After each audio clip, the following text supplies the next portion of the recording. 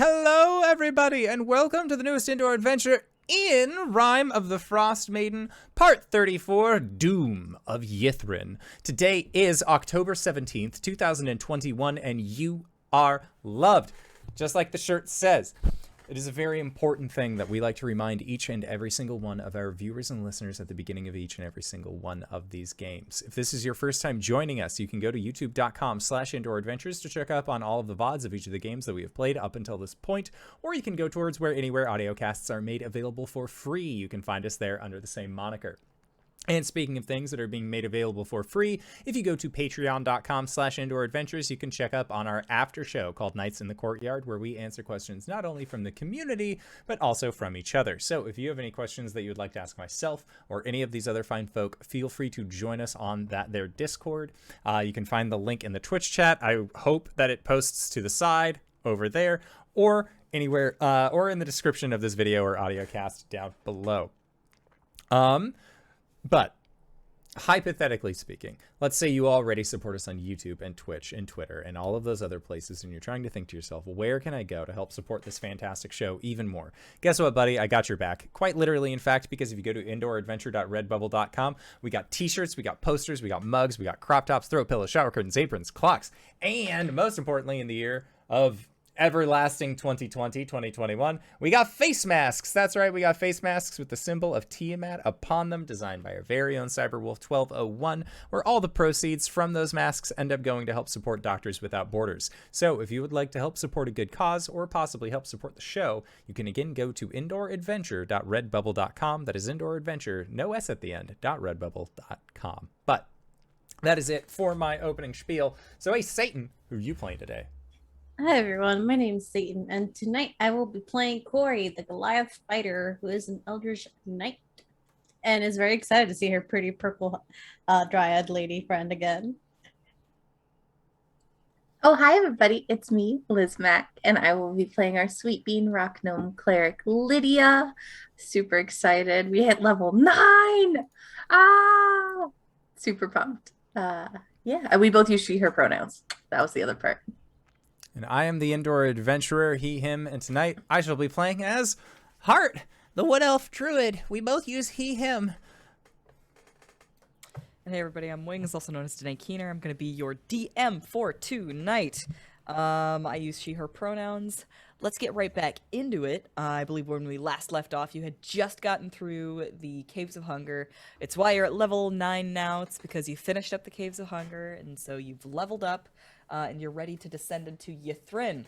However, I have taken a peek, a little gander at everybody's hit point totals, and they are lowered quite a bit on account of getting bit by vampires so many times. Whoopsie! Sorry guys, I love vampires. So if you want to take a nap in Hathawin's Pear Grove, was it Hathawin? Surely yes, not. it was Hathawin. Hathawin. If you want to take a nap in the pretty purple Dryad's Pear Grove, I am willing to let you do so. In fact, Please. She will assure your safety so long as you stay within her trees. Also, Hart. Hart had one of those purple pears last time. Do you want to share what your charm was for that pear? Yeah, it was fucking incredible. Y'all should eat these pears, like, for realsies. I got... Let me see. It's not in our text chat, but that's fine. I believe it was a charm of greater restoration. Oh, damn. I do believe so. Meaning that, like, greater restoration was essentially cast upon you, or no, you I can cast it? I have I can use charges to, I think I have 6 charges in total, and I can use 1 charge for a lesser restoration or 4 charges for a greater restoration. So it's pretty darn good. Oh, you damn. did roll a nat 20 on the chart for that. There was a reason why Hart was crying about how delicious this pear was. Just such a good pear. So if you guys are interested in eating these supernaturally delicious pears, let me know. Listen, the pretty purple dry lady gave me a pretty purple pear that I'm going to be eating as I sit under her tree. You So I can will sit eat it. under. You can sit under her tree, and like she will like literally sit next to you, so that you can recline on her lap, and she'll even feed a pear to you, even you're so inclined. If you're so inclined? Are you serious? If You you're just so offered Satan a inclined. dream here. She's dying. You okay? For you Yeah. audiocast listeners, there is a very red face going on right now. Yes, she will, if and so be inclined to do so. Awkwardly, probably, but she'll do it. Well, and Kawari doesn't speak like Sylvan or Elven or anything. No. But she can explain to the others that like this was a lot more fun to do when there were other dryads around, because like they could also like be like waving palm fronds and like having a little dance. I think that Lydia will probably like stick close by but out of sight so that she can just She's a like translator. translate a little bit just in case, Yeah, just in case there's something important, yeah, but Like I love you. out of Like I love. I gave her my scarf. That's true. yeah. Wearing Kuori- that pretty scarf that shows altitude. Yeah. That grows like a deeper blue when you're at higher altitudes. Kuori will happily lay on her lap and be fed this pretty purple pear. Well, Harold. Roll me a d20 then. Oh, no. A flat d20. A fat one. Shit. A flat one. Don't add anything to it. I thought you said a fat one. 18. Ooh. 18? Yeah. Oh, I hoped you would get this one. You gain the charm of purplemancy. What? What is I that? was thinking about just giving this one to you, just for the name. Harold! Harold, the lesbians. Let me throw this into the Rime of the Frostmaiden chat. Oh, no. I'm not interested in keeping these secret anymore. Charm of Purplemancy. This charm allows you to cast the Fairy Fire spell, Violet Light only. Save DC 15 as a bonus action instead of an action. No components required. Once used 3 times, the charm vanishes from you. So you get 3 free casts of Fairy Fire as a bonus action. Oh, And cool. it's all purple. It's all And it's purple. Your new favorite This is color. my new favorite color. When she's done eating this pear, she's gonna offer Hathawin, I think that's her name, Yeah. if she would like to lay upon her lap, her muscly thighs. She does the blushies about this, but she is willing to do so. Yeah. And she will kind of like start braiding little braids in her hair. She Aw, takes a rest. Oh, that's sweet. I was gonna say that she starts making like flower crowns, but she already put them on your heads with Druidcraft before, Yeah. so like there's no reason to. Does Lydia partake of the pears? Lydia will, but like, if you're working an event and you have to be paying attention to what's going on, so you're just like stealing bites whenever you can. Just like every time there's a slight lull in their conversation, Lydia will take a bite, and 1 or 2 times she's got her mouth full of pear as like Kuori says something and she has to translate it. Oh, Hart can translate too. I was gonna say, like, there is also the option. You have telepath abilities. Telepathy. Like literally, Yeah. like you could just be Oh. eating and just fucking like relaying, like they can say the thing and you just like she said this. I think Lydia would be so excited to see Kuori like this that she would like forget about her telepathy altogether and just be like, she says that you're really pretty. That's what she is. Would you like me to roll a d20 as well? Yes, please. Okay, be good to me, Dice. You were good last time. Oh, 17. 17. They got 17, Okay. 18, and 20. Yeah. All right, so Hart got the charm of restoration. Kuori got the charm of purplemancy, and Lydia got the charm of lightning bolt. Hell yeah! Another gun. Yeah. Woohoo! She's feeling it, Mr. Krabs. This charm allows you to cast lightning bolt spell as an action. Once used, this charm vanishes from you. You get one. He only Just get one. one shot, one opportunity. You only get one shot. I am not throwing away my shot. I did have a question actually, Danae. So at 8th level, which I completely forgot about for the last like 3 times that we've played at 8th level, Yes. I get divine smite. Like I get Ooh. to add to my weapon attacks. The only weapon that I use is my gun. Can I add my divine smite to my gun? Damn it. No. Your gun does 3d6 damage. You don't need a smite on there. It's the only weapon I use. If you pistol whip with it, yes. Interesting concept. Like does divine smite work on only melee weapons? Only melee. Yeah. Only melee? Mhm. Yeah, it's a like I'm like a 17th level paladin. I know how this goes. I don't get to use ranged weapons for this.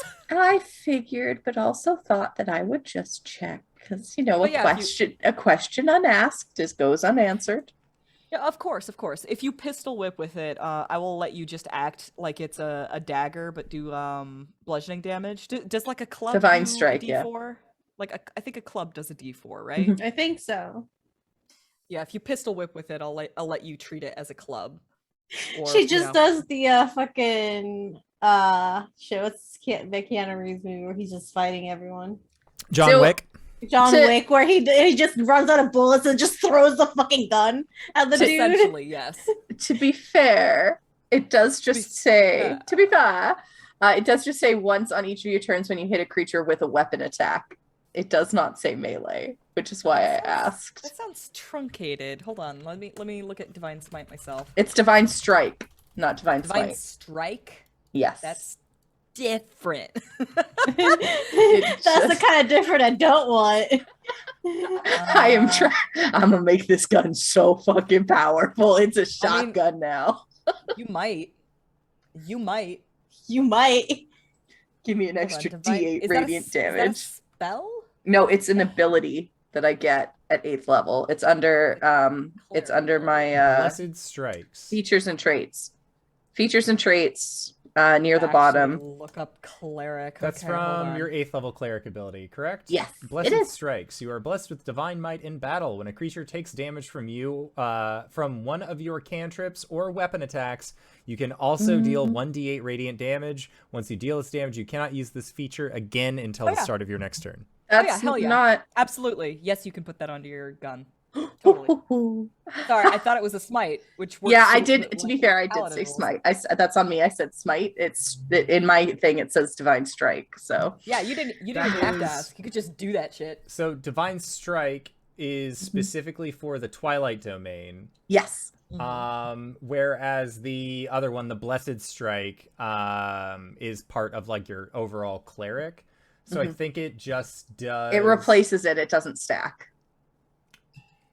It's because it deals a different damage type. So Yeah, your 'cause divine it's strike is radiant. specifically for radiant. Trickery domain is poison. Yeah. Absolutely. Okay. As Levi said, it's not a shotgun. It's a make dead button. Yeah, essentially. And boy, howdy, are you gonna need it. Damn, there's some scary things in Ythryn. All right. Thank you for the housekeeping. Sorry, chat and Not viewers. the least of which the fact that you have to leave your dryad girlfriend. Hmm. Yep. So, having spent a little bit more time with her, the length of a long rest, you learn that Hathawin actually has she's been here since Netheril fell. She was bound to this grove by Netherese wizards, and she was the only dryad that survived. And she's been down here all by herself for a very long time, and she's been oh so very lonely. It's been a long time, been a long time, been a long, lonely, lonely, lonely, lonely. I could make you less lonely. Lydia doesn't- translate this, which just goes, oh, for a second first, and then translates it. In Elven, she says, "I'm sure you'd make good company." Gay panic. She's picking up what you're putting down, Kuori. She is going. Green light go. Green light go. She just says to Lydia, I didn't plan to go this far, Lydia. Well, I'm sorry. You're being very sweet, and she is liking it. But she said she's sure you would be really great company. I'm beginning to remember that we actually said goodbye to her in the last episode. We did, but we can just... Okay. We're We literally can just re- dragging we can our heels retcon as an that. excuse to flirt. Yeah. Yeah, that's the word that starts with an F that Kawari's aiming for here. All right. And let's skip ahead.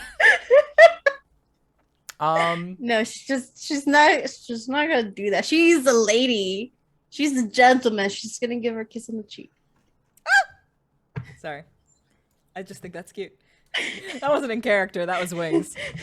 I was gonna say, taking a page from Hathawin, Hart is going to like take some grass that's around here, as well as like if there are like any like small like acorns or little tidbits that he still has, and he's gonna make a set of friendship bracelets. He's gonna make one. Aww. He's gonna make one for Kawari, and he's gonna make one for Lydia. Oh. Corey's gonna give him a big hug and a kiss on the head. Right between his antlers, just That's the best spot. Yep, that's it. Oh. Got a little bit sunburned today.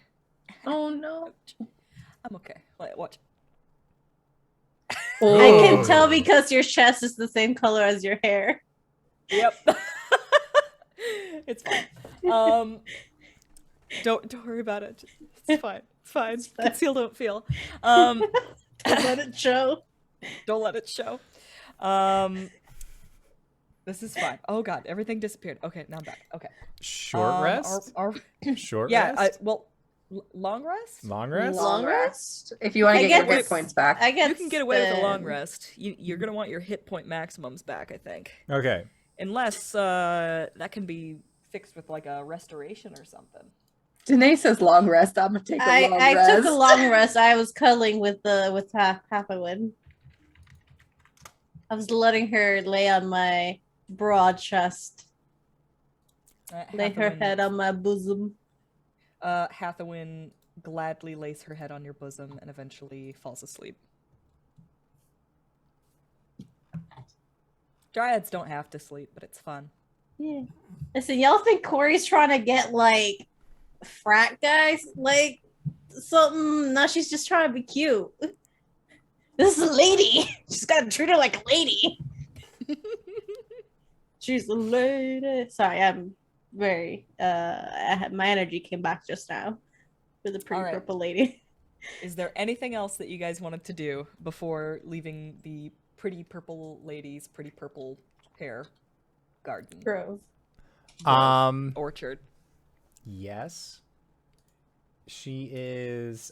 She said that she's lonely here. She doesn't have a whole lot of people to hang out with. So Hart is going to tear off 2 of the patches on his robe of useful items, and he is going to leave 2 axe beaks with Hathawin. Oh. Just like, here are some friends. Oh. Sorry, my mental image was just immediately they started using their axes to try and chop down the trees. Axe beaks don't do that, but like my monkey brain, my goblin brain was just taking over. Yeah, no, like I think that when you do leave her, it's like a very pastoral scene where she's just sitting in the middle of this frozen over grove with a couple of axe beaks just laying next to her very calmly and Flower crowns on their heads. Yep, flower crowns. She's feeding pears to them. Nice. She'll The give axe Kuori we a can kiss on the cast cheek. lightning bolt now. Just right out of its face. Yeah. Yeah, Hathawin will give you a kiss on the cheek when you are ready to leave. She'll lean down. Return the kiss on the cheek and just ask Lydia to tell her that we will be back. We'll find a way to unbind her from this grove. Mm. I will relay when- the message. Yep. When Lydia translates for you, Kuori, she lights up at the prospect of that, and like gets really excited and kind of like wrings your hands, like, please, please, please, I would love that very much. It's just nodding. Yes. I've got a very beautiful forest you could live in near my house if you'd like. Asking her to move into Lydia will not translate. She's like, asking her to move into the forest already? Kawari. Lydia, okay. I will throw you like a ball. Well, do you want me to translate it, or do you want me to just say we'll see you later and maybe talk to her about the forest when we get back and see if it's possible? Fine. Okay. Additionally, would you like me to start teaching you so that I don't Yes. have to translate? Yes, of course I do. Lydia has prepared flashcards just in her bag. They're ready. laminated. Aw. Mhm, So they've got sweet. little drawings on them too. They're laminated so your tears just roll off them. Jesus. Languages are hard, okay? Yeah. Cries in student. Oh, it took me back to a place. All right. Any last things that you want to do before leaving the grove? Nope. All right. You will remember that she did say that a Mrs. Claus looking badass lady came by earlier and went down into the entrance that you believe leads to Netherese. I still don't know how she got in here without the code seal. Well, I think that us underestimating Falin is something that we should refrain from doing from Okay, now but why on. the fuck would she have us go get her that she can get into here without the codicil? I think- We fought a god for this shit. Maybe she just needed to like read it temporarily to get some answers rather than actually have But it. she never read it. Oh, there's no way in here without the codicil. Hello there! I'm Professor Scant, remember me? I can fly! Yes, Hi. hello. Wait, Hart, you still have the codicil, right? I think so. I mean, I had it when we all read from the same thing. Or Yeah, when you we guys all read from it. before we got in here. Check for the codicil. I go to tap all my stuffs. Yep. Phone, still wallet, have keys. Is it there? It's possible that she came in after us, and while we were resting in the little tower, she just went forward. I don't know. There's all kinds of tunnels in the caves of hunger. It's entirely possible she passed us by at some point. She's a wizard lady, so maybe she just popped on the other side of the door. Maybe. Shrugs. It's possible. It's possible. Either way, I think that it is the same outcome. We gotta get there and figure out what she's up to and rescue our babies. And find a way to unbind Hathawin. Yes, of course. Alrighty. Yes. You descend deeper and deeper into this icy tunnel.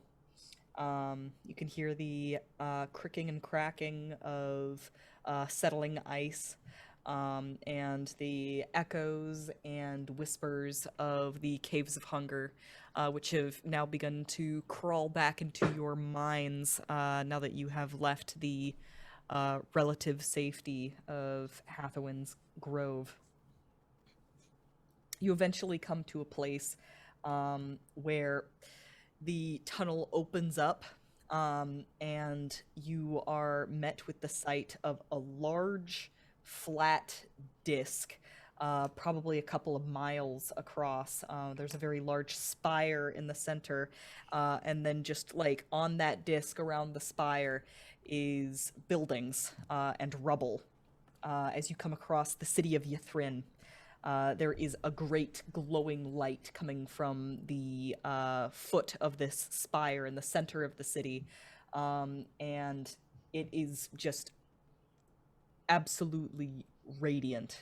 It is lighting up the entire city, and like as that light hits the icy walls that this city is encased in, it sort of bounces around and kind of illuminates the entirety of the area. As you approach, there is an icy causeway that will actually allow you to set foot into the city itself.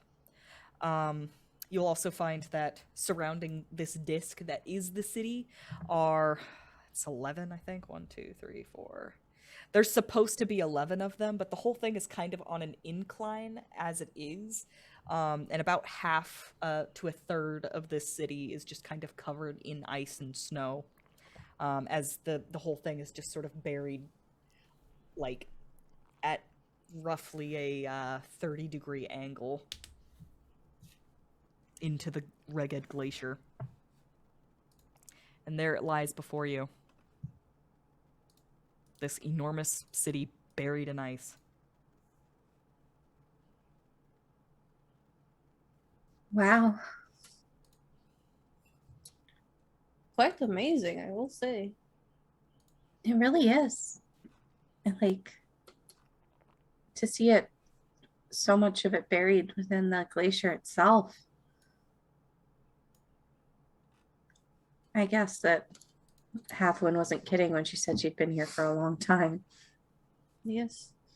And I I know this is not what we came here, but if you all find any books, feel free to send them my way. If we could at least uncover some things and learn some of the secrets, we can, I don't know, maybe it can help people out there where we live.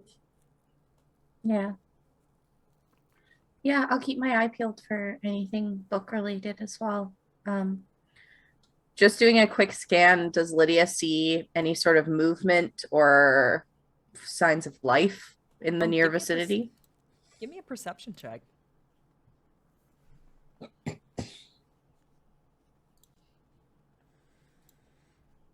gonna drop. That would be a natural 1. Okay then. But for what? What do you add your modifier and what you get for that? Adding my modifier, I believe, put it at 5. 5. Let me confirm though.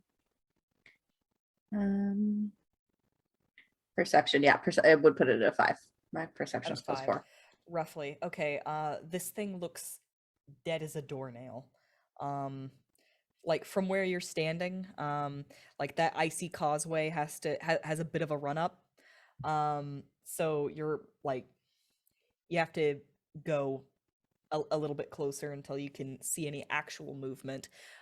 You're sort of drawn to this enormous spire that's in the middle of the city, and you can see a bright glowing light. That is really the most movement that you get out of it. It kind of casts weird shadows across the city. That light does seem to be sort of spinning and I don't know. It's not flickering. It's just sort of like there's an ebb and flow to it, you know? I placed a picture in questions for the courts. I don't want you to use that as a map. That's just to kind of give you an idea of the like general look of the place. You know, just to give you a vibe, you know? It's beautiful. It's so cool. So pretty. As you move up the causeway, you come to a point where you find what appears to be a statue. Thing here, it says. Gotta get rid of the map so that I can get to the thing that talks about it. Yeah. Yeah, at the foot of the causeway is a giant statue that lies prone and motionless. Its surface is gleaming with rime. This statue is about 21 feet tall, and it is lying down on its side. But it has kind of like a weird proportions to it. Its legs are sort of digitigrade, and when you look for its face, there's just none. It's just completely smooth and sheer. And next to it appears to be a large sledgehammer.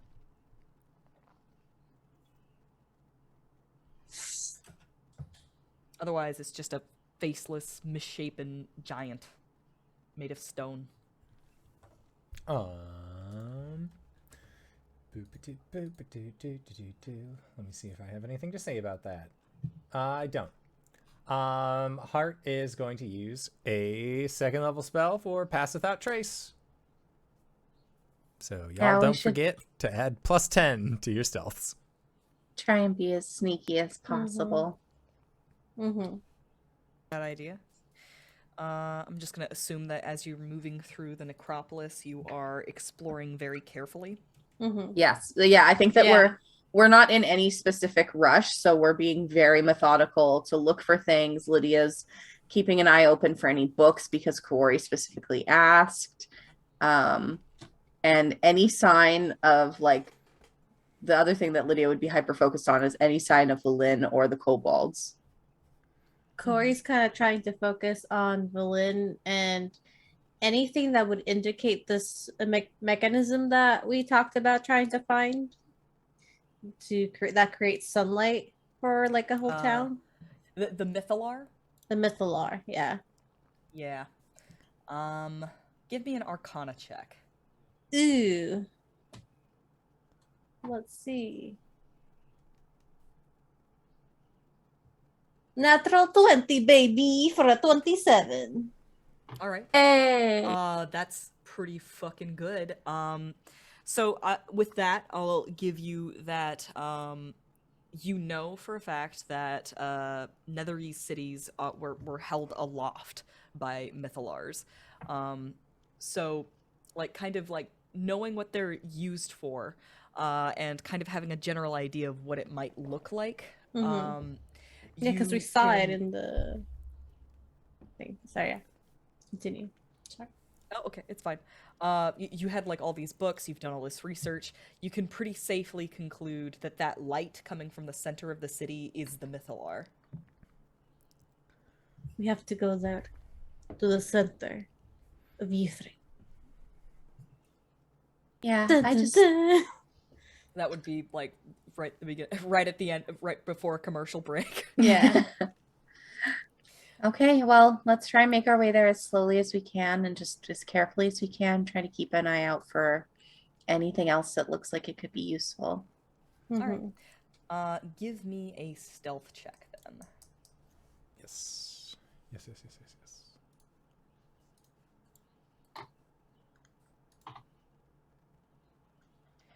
Secret tunnel. Secret tunnel. 14. Including +10 from Pass Without Yeah. Trace? Oh god. I have disadvantage and I rolled a 3 and a 13. That would be 21 for me.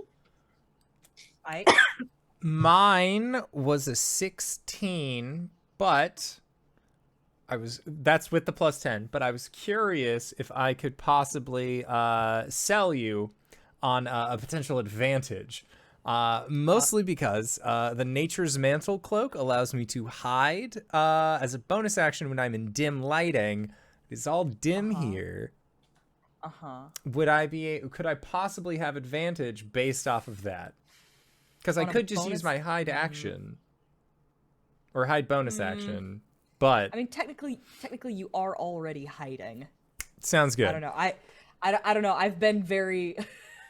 I feel like I've been very lenient thus far. That's okay. I'm Yeah. usually on my bullshit, so I don't mind being checked. Mine's a 16. then. Okay. All right. Okay. Yeah. Well, let me just try something real quick. Well, you guys are fucked. I got 5th level spells, baby. Bring it on! And a gun. And a Weird. super powered gun. We had one person get over 20. It was Lydia. 21, yeah. Okay. All right.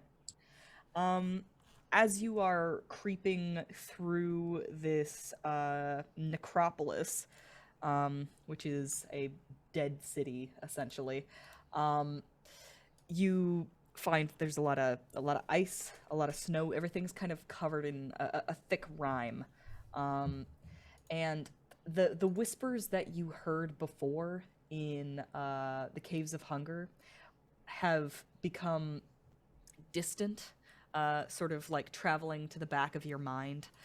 Hart,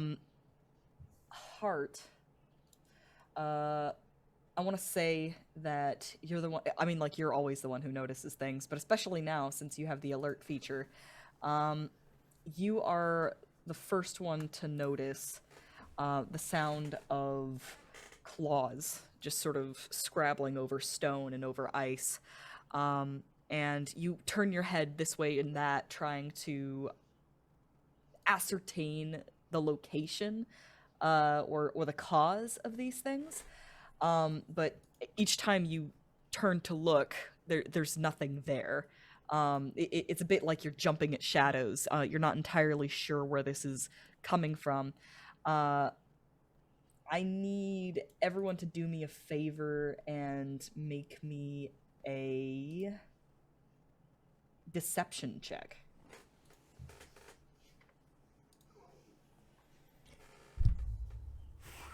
15. 15? Yeah. Okay. 17. 7. Okay. Listen, she's a big lady. Kuori's Those mind is just a little elsewhere right now. Those distant whispers are all cut by a plethora of voices that all of you understand as telepathy.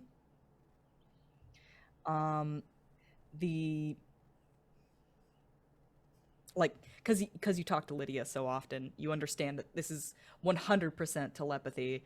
It can't just be a the scary, spooky stuff that you've been experiencing in the Caves of Hunger thus far. There is a malevolent force out here, and it is communicating with you. You hear, "They're all going to die down here."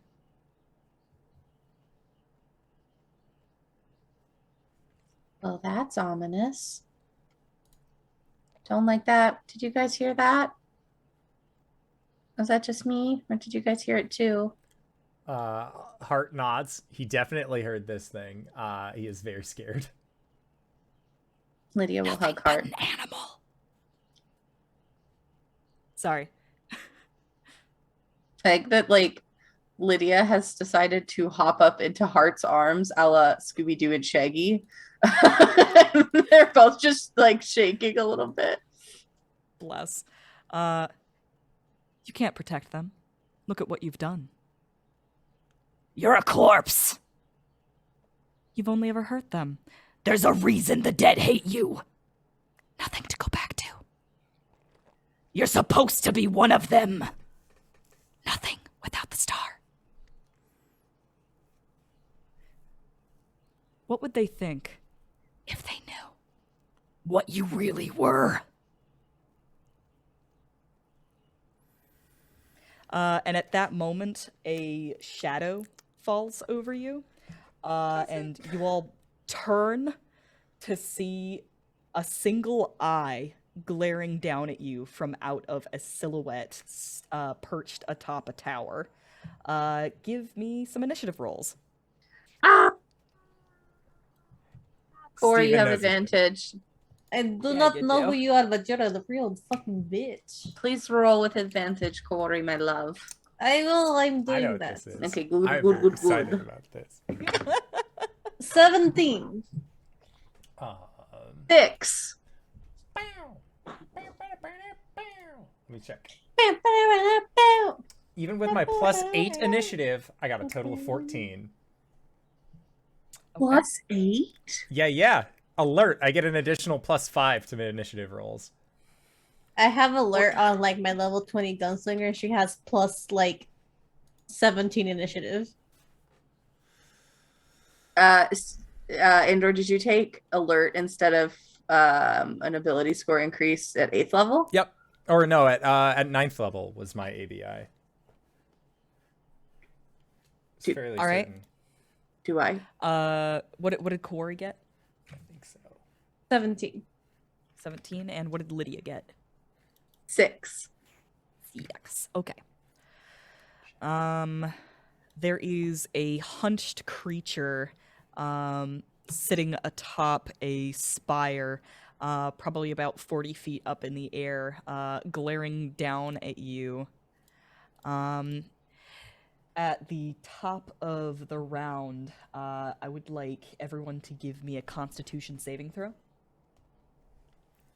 As you are fixed by this singular eye that is so large that it like takes up the entirety of the first it takes up the like it's about the size of a skull. The eye is. It doesn't have a Itself. face, it's just an eye. Well, there's teeth. Oh, that's reassuring. I know exactly what this is, and I love it. I think I do too, and I'm not happy about it. But it's happy to see you. Of course it is. Look at its smile. Big ol' smile. I got con saves, y'all. What do we got? Synthetic 20. 15. Okay. All right. I got a 22. Y'all are doing just fine. Don't even worry about it. You are fixed in with the gaze of this eye, and a sickly feeling sort of comes over you. But you are all able to overcome it, as I believe you don't even take half damage for this. So yeah, you're good. Now it's Kawari's turn. Kuori, you hear the clattering of claws as an identical creature has hopped up onto sort of a broken half wall on the other side of you. As it seems that like these two creatures have just like come across you and they're like ready to they're circling. They're kind of doing like the jackal thing, like the wolf thing. Yeah. They are surrounding you like prey animals. Don't like that. Okay, so Kuori is then going to use Firebolt on one of them. She's gonna use your action to use Firebolt.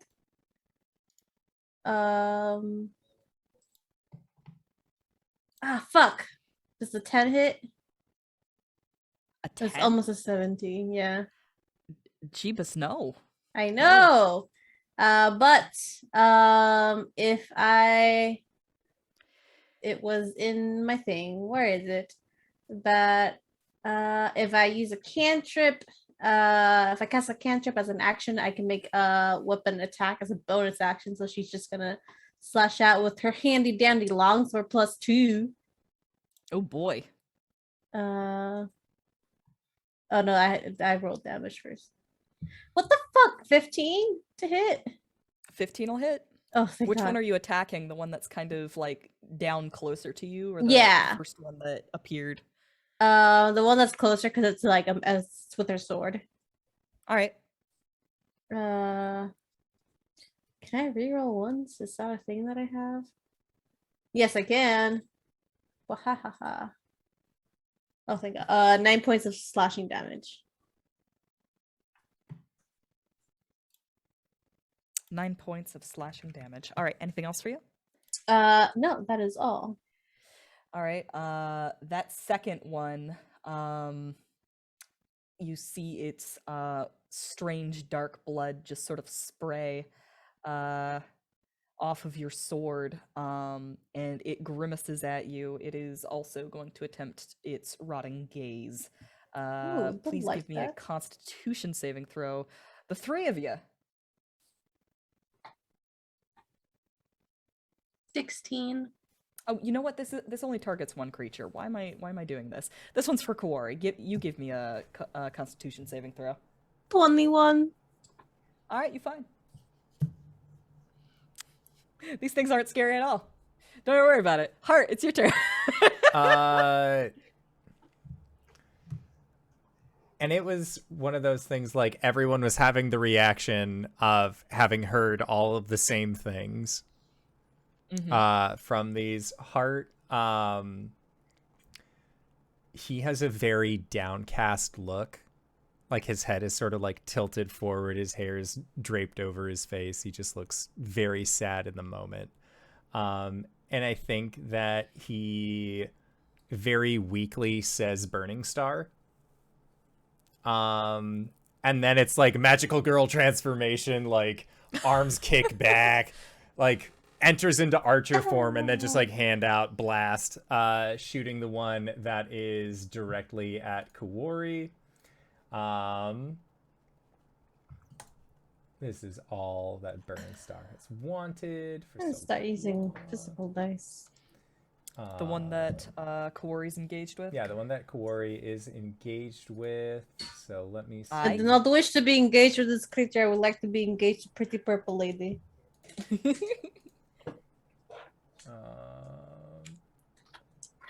That is make a ranged spell attack. And then... So that is a 23 to hit. That'll hit. Okay, and then just checking. It used to have a regular ass thing. 1d8 plus 3 radiant damage. So 9 points of radiant damage as part of the bonus action. Okay. And then as standard action, Burning Star is going to take this opportunity to do a 3rd level flaming sphere directly behind the creature that is engaged with Kuori, and just like almost like a yo-yo, like extends the hand outward. The flame sphere erupts and then just like pops it back to run it into the creature. So I need it to make a dexterity save. Alright. 15? 15 is just what it needed. So it is going to be taking half of 9. Okay.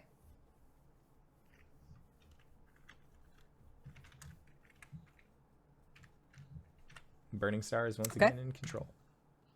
Alright. Assuming direct control. Alright, anything else for him? Nope, that's it. That was action and bonus action.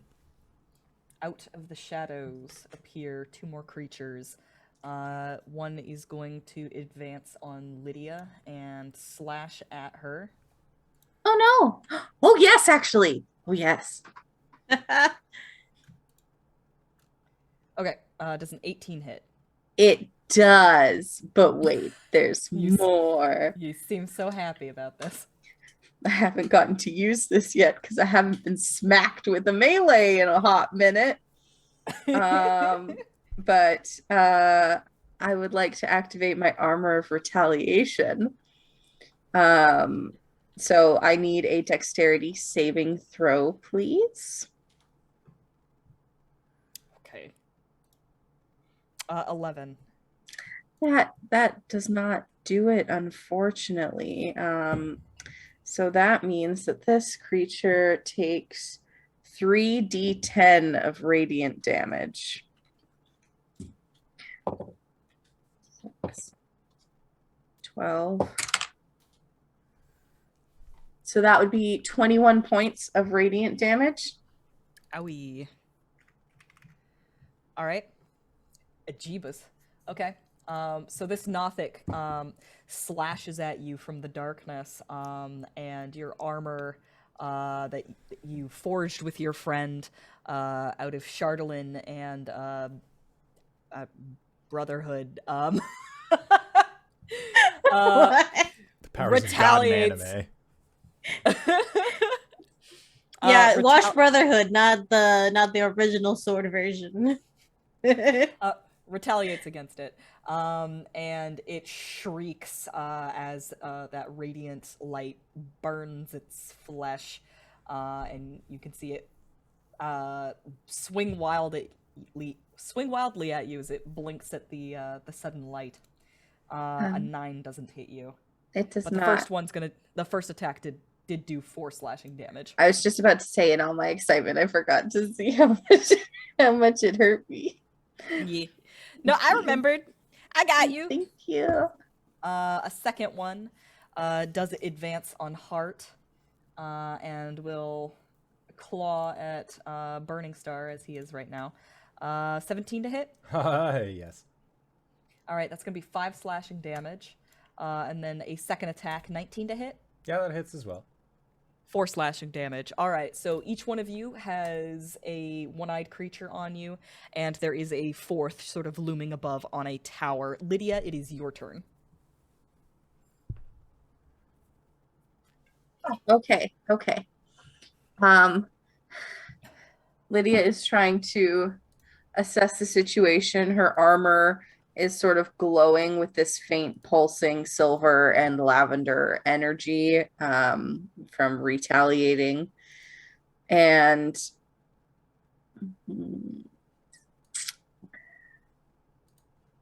Lydia's trying to determine how scared she feels with these creatures.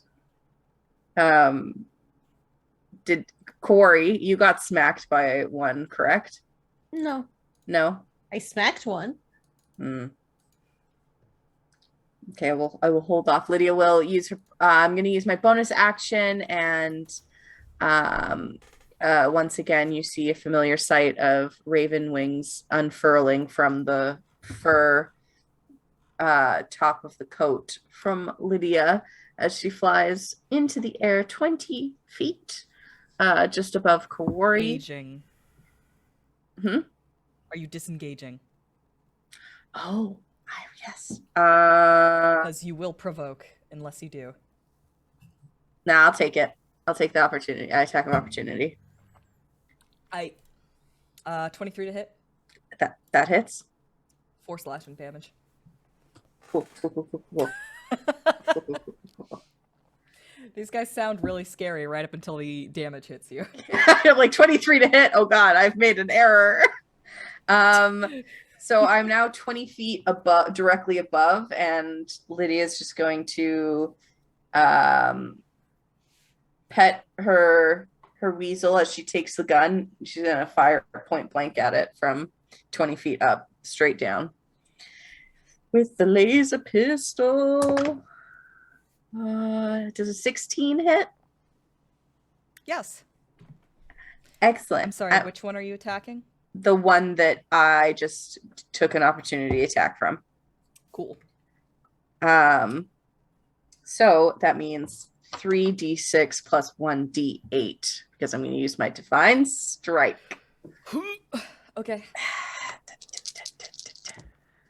When did Lydia become the damage dealer?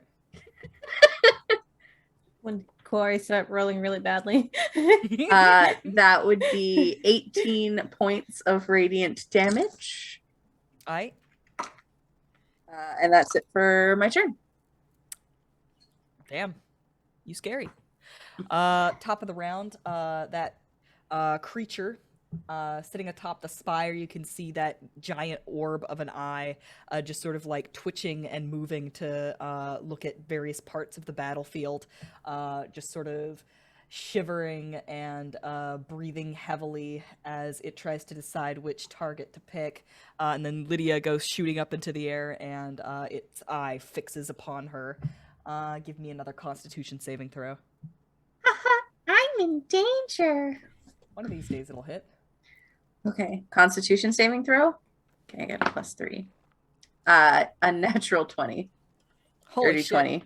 Okay, you're fine. 17 plus Never 3. mind. Never mind. Yeah, no, like you feel its eyes upon you, and that sickly feeling washes over you once again. But this thing can't seem to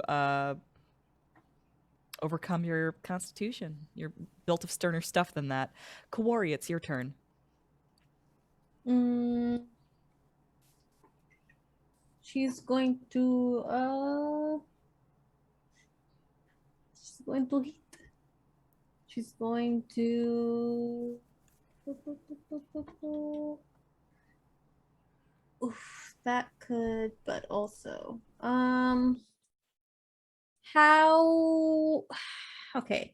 Is there any way I could encompass um more than one of this not of these Nothics in a 10-foot radius sphere? In a 10-foot radius sphere. Yeah, I can put it down wherever I need, but I was wondering if I could get more than one. Yeah, If I'd say you could get two of them. yeah, okay. The one that's attacking Lydia and the one that's attacking Hart. Yeah, okay. Then I'll put um a she'll she'll kind of look between the two Nothics, and then she snaps, and for a moment there's nothing until there's like a loud like ringing and shatter. She casts shatter between the two Nothics, and they need to make a con save of 15. I con save number 1, natural 1, and a con save of 6. Neither of them succeed. And they take, I can roll that. Okay. No, I cannot reroll that actually because it's not a. So that's 2, 4, and 6. 12 points of thunder damage to these Ouch. Nothics. All right. The one that attacked Lydia before and like got hurt by her armor and then tried to take a swipe at her when she flew away. That one goes down. That one perishes, and then its legs sort of curl up on itself, sort of like an insect.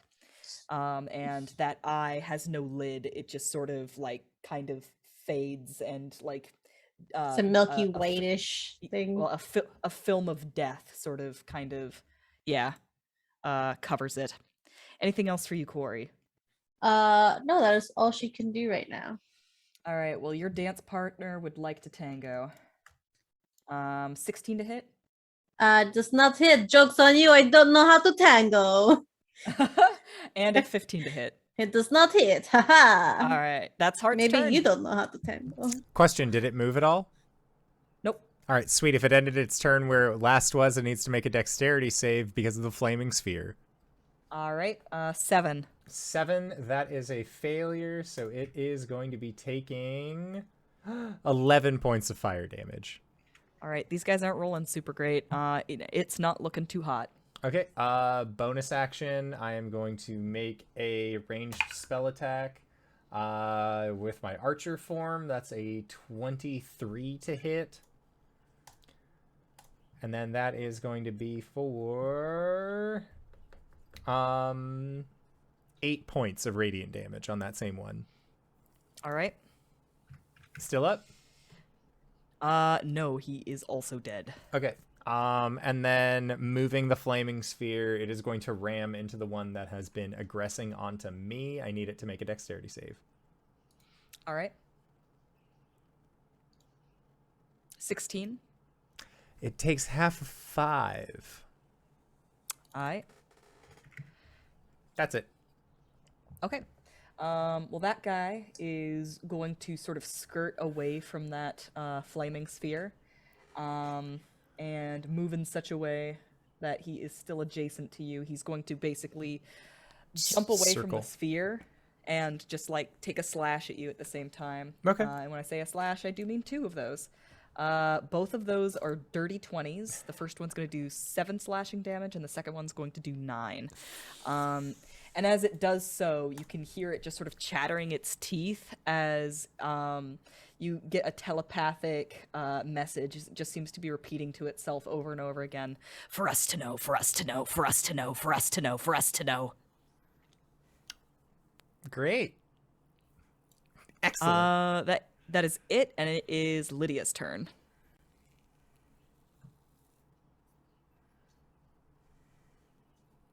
Excellent. So there's 2 still up, right? Yes. Okay. I think that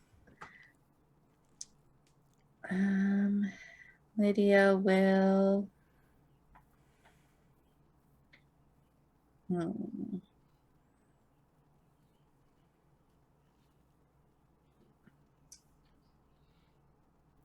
just trying to think here. Sorry, I will be better prepared next time. I think that Lydia is going to aim a guiding bolt at 2nd level at one of them. Okay. So that's +8. My roll.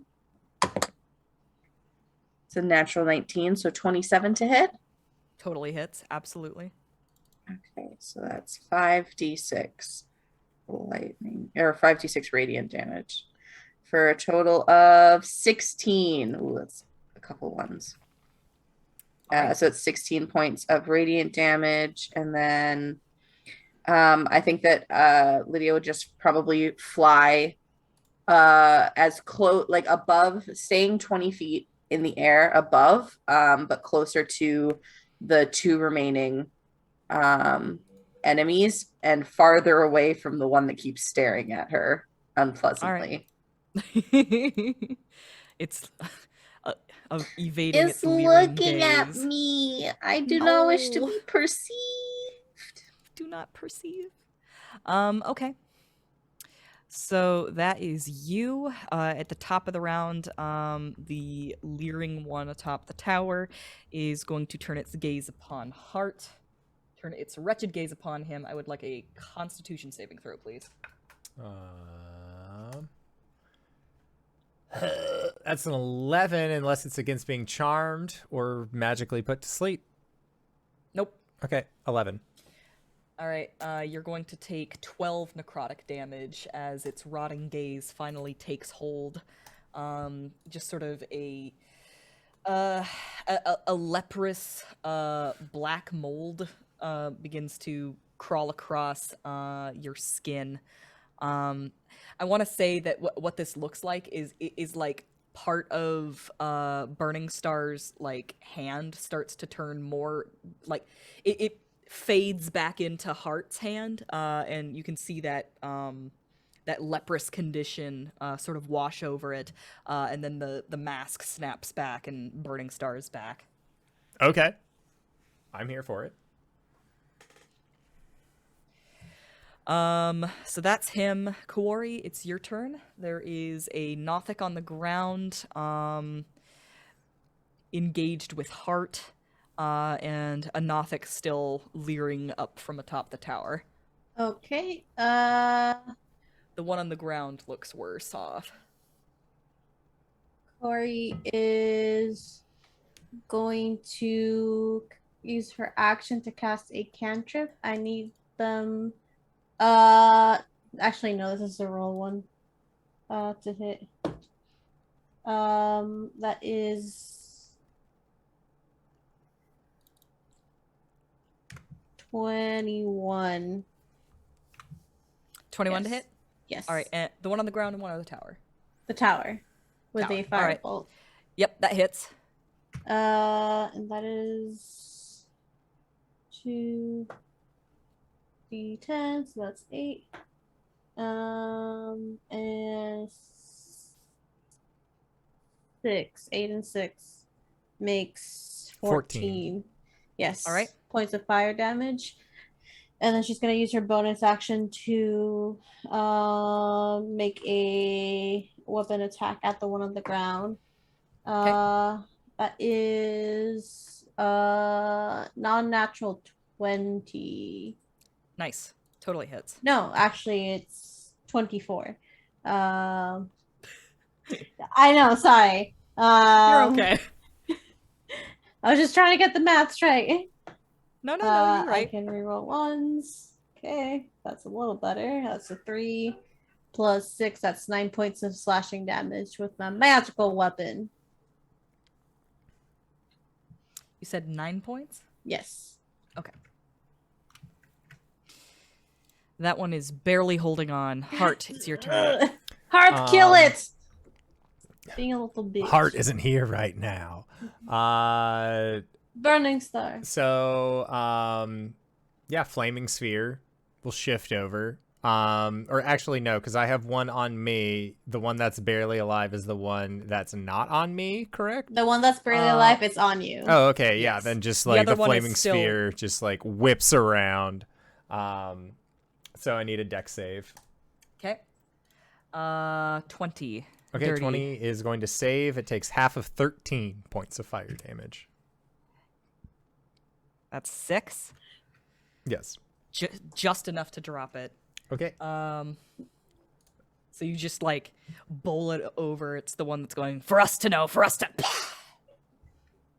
And like Burning Star just sort of like stands there and looks down at this creature that he has just rendered to dust. And then turns, looks at the creature that has not been aggressed upon yet. And I'm gonna loose a 3rd level magic missile towards this creature. Oh boy. So that is 3, 4, 5. There we go. So it is going to be taking a total of 18 points of force damage. Okay. That's it. Yeah, it just gets peppered with magic missiles, and it's doing a whole lot worse than it was before. Lydia, you are up. The last remaining Nothic is the first one that appeared atop the tower. It is sort of shuddering as it was almost knocked off of it by those magic missiles, and it turns its eye upon you. It is your turn. How high up in the tower is it? Like how many feet? About 40 feet up. So I'm 20 feet up, so Lydia will fly an additional 20 feet to be at, no pun intended, eye level with it. And she's going to take a shot with her gun.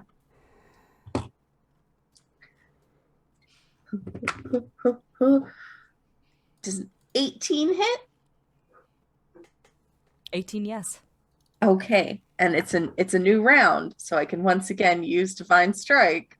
You are correct. So that's going to be 3d6 plus 1d8. 6, 9, 12, 15 points of radiant damage. Shoot them. Shoot them with the gun. All right.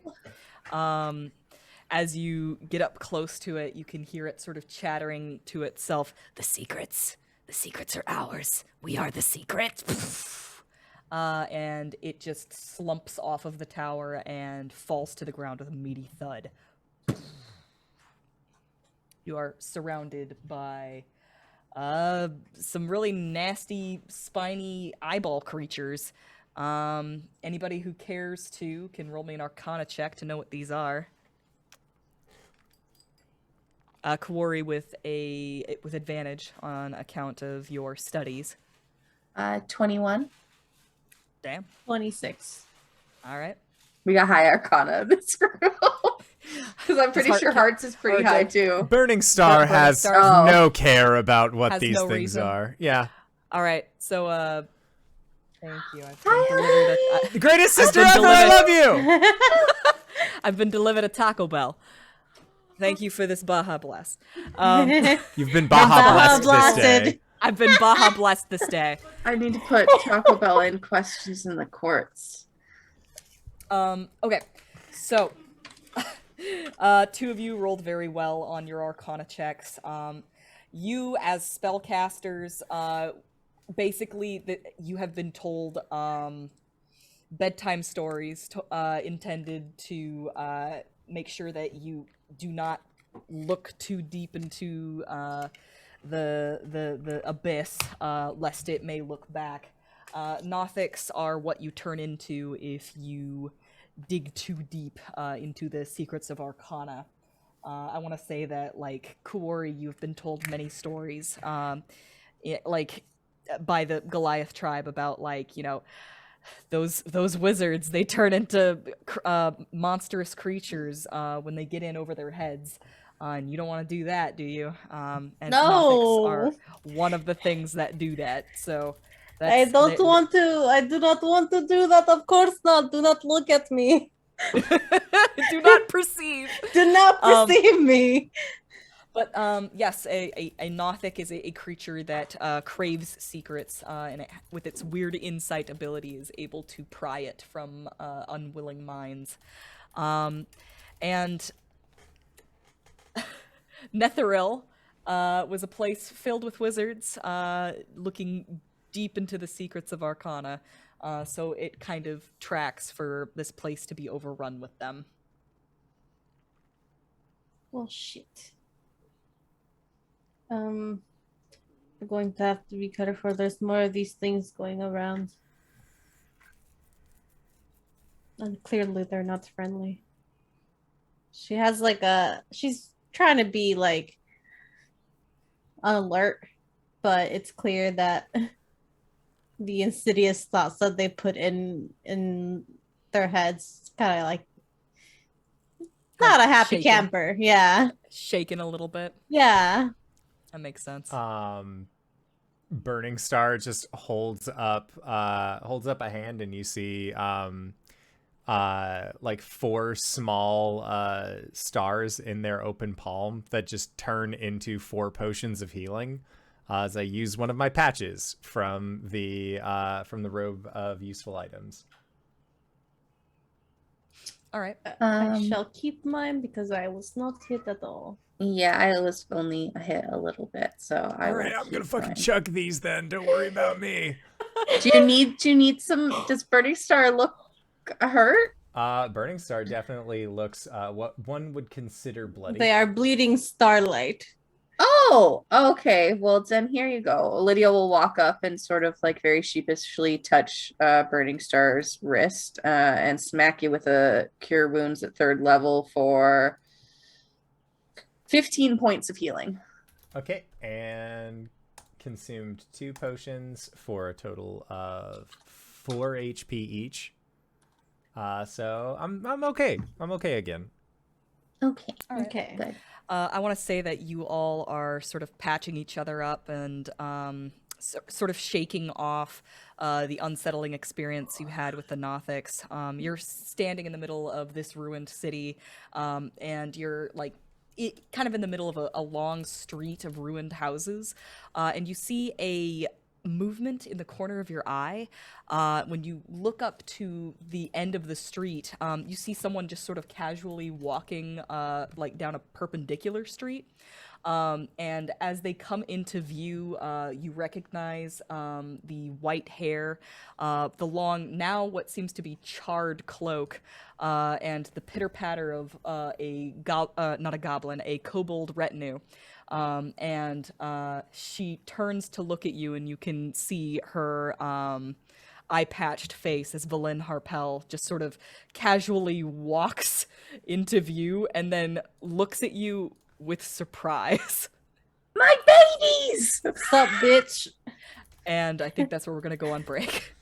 Excellent. So we are going to try and be back in 5 to 10 minutes. Don't go no place unless it's to grab a food, grab a friend, grab a drink, whatever.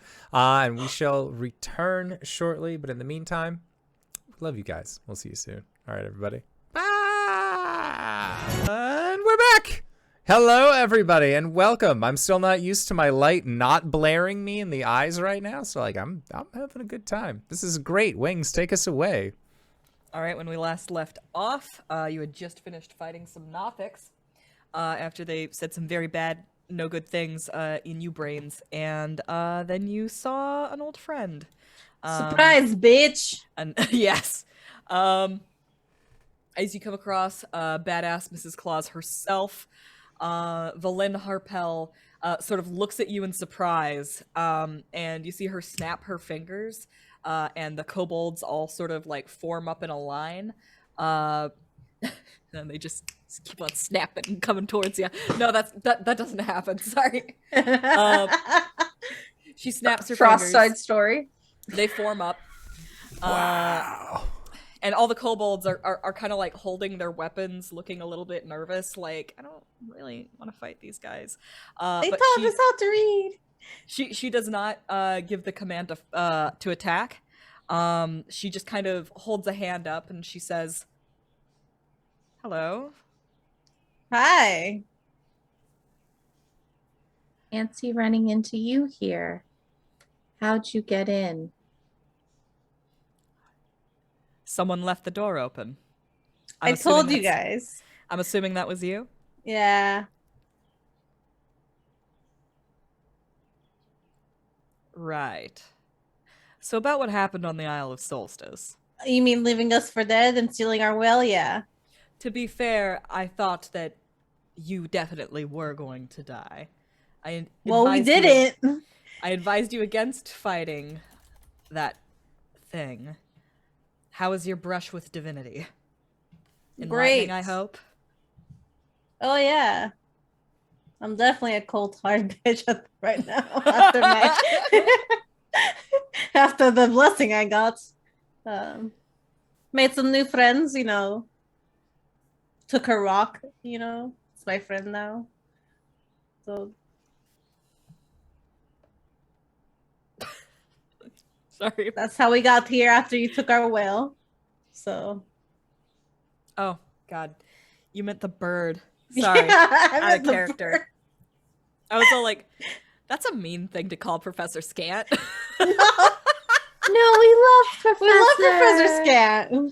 I think Professor Scant is sort of wandering around like, ooh, look at that. Oh, what's this over here? Like, you can hear him distantly, like, moving about behind you guys. And you Just hear like- sort of like several feet away from you. And he goes like, oh, there's Valyn. Hello. He's just like I a was little stolen. a flying Roomba going around now. It's the flying Alexa. He's just really excited about the fact that he can Yeah. move around. And now he Yeah, can we look at got- whatever he wants. We got Professor Scant. He can fly now. Well, technically, he was always able to fly. It's just, for the most part, he stayed in the bag.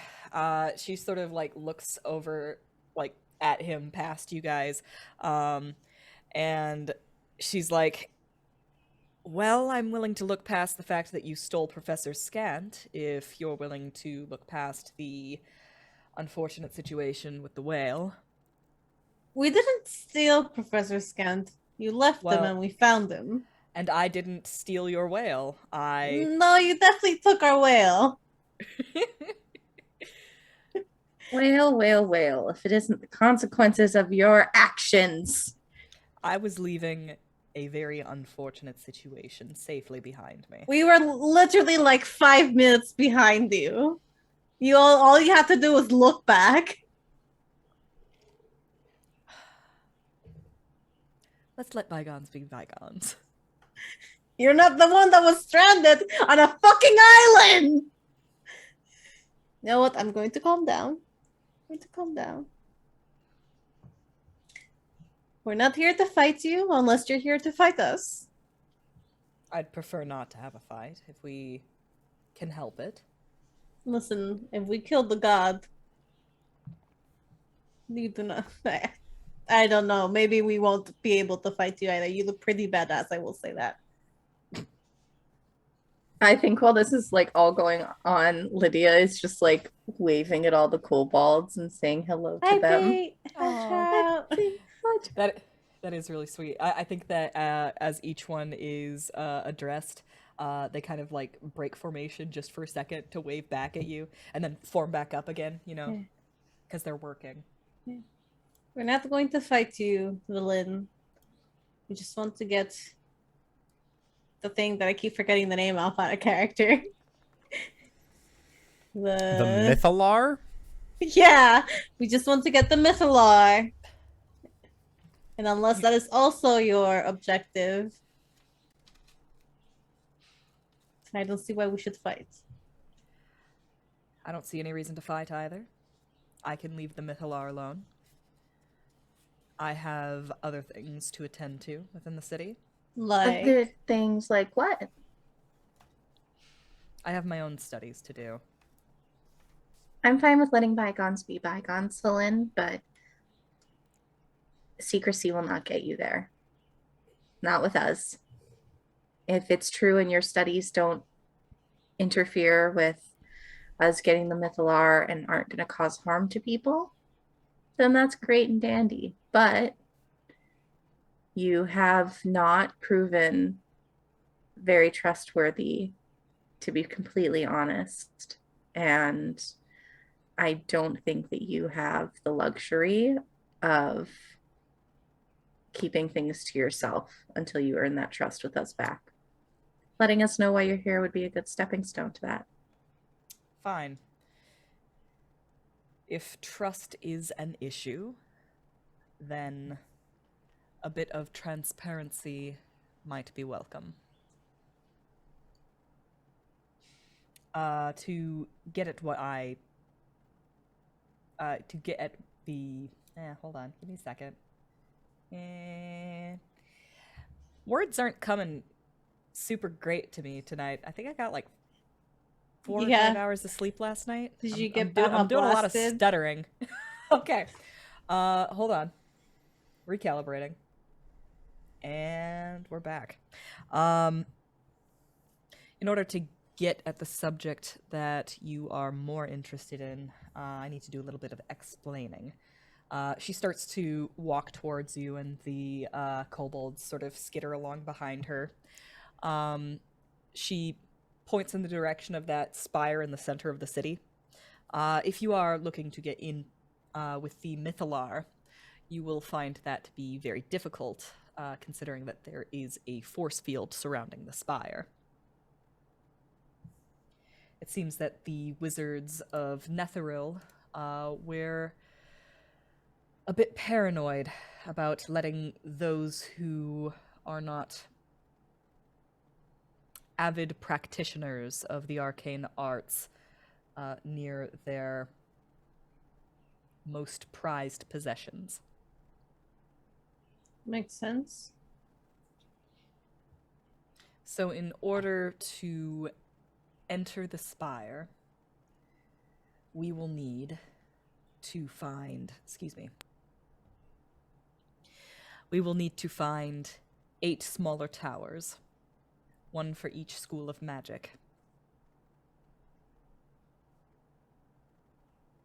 What is it that you want inside the spire? I do not need to enter the spire. Personally, I'm most interested in the arcane tower of necromancy. That is my specialty. And I am interested in what that may hold. And as she says that, she just sort of like gestures with her hands, which begin to tremble briefly. And she seems to notice that, looks a little bit irritated, and just kind of folds them in front of her. Are you looking to expand your own life? Quality of life. Mostly.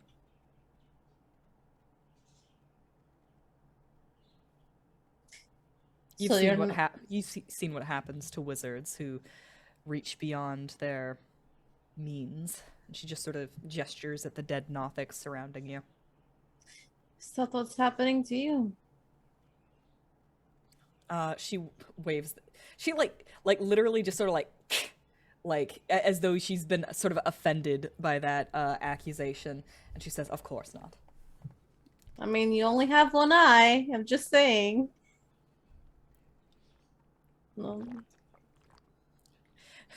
She uses that eye to glare at you. I'm sorry, this is more Satan than Kuori. I mean, I understand. I've already been in the Tower of Abjuration. All right. Have you disabled it? Oh, the towers themselves do not need to be disabled. They each hold a piece of a riddle. that Did you... combined will describe all 8 of the portions of a ritual used to open the spire. Did you get the piece of riddle from the Tower of Abjuration? I did. What is it? Let me just double check real quick. Look at my notes. That's what she said. She's like going through her bag. Let me just double check real Yeah, quick. like, hold on. Bait here. Trout, can you please hold my bag? She snaps her fingers and Bait hands her a notebook. She flips it open, puts on a pair of spectacles for reading. And she says, "First shield thy heart with a wand from the nether oak." And she snaps the book shut and she says, "And if I am not mistaken, you will be able to find a wand, or rather, you will be able to find some nether oak wood in exactly one place in this world, conveniently located in this city, at the... It has a name. Loading. God damn it. Arbitorium." Right. Well, So, if you would like to go and find some wood at the Arbitorium and perhaps hit up some spires on your way there, I think that if we split up, it would be best for us to cover as much ground as possible, as quickly as possible. can I do an inside check Yeah. on Mrs. Claus? Yes, you may. Okay. Man. I'm gonna give you some guidance. Ooh. Let me roll. Let me roll. That is not too bad. Let me roll. It's a D4 Yes. for guidance. Well, I rolled that. I dropped that in my hand. What do I have for insight? +1, so that's 13, +4, that's 17. 17? Mm-hmm. That's pretty good. You're rolling an insight to, like, sort of ascertain her true intentions. Yeah, like, is she really saying the truth that she thinks it's gonna be actually helpful to split up, or does she just want to deuces and just fucking ghost us again? A little bit of column A, a little bit of column B. I think that she fully intends, or rather, you can read her like an open book. I did a charisma check to, like, either be her deception or her persuasion. Mhm. She is, as always, not very charismatic, not very kind, diplomatic.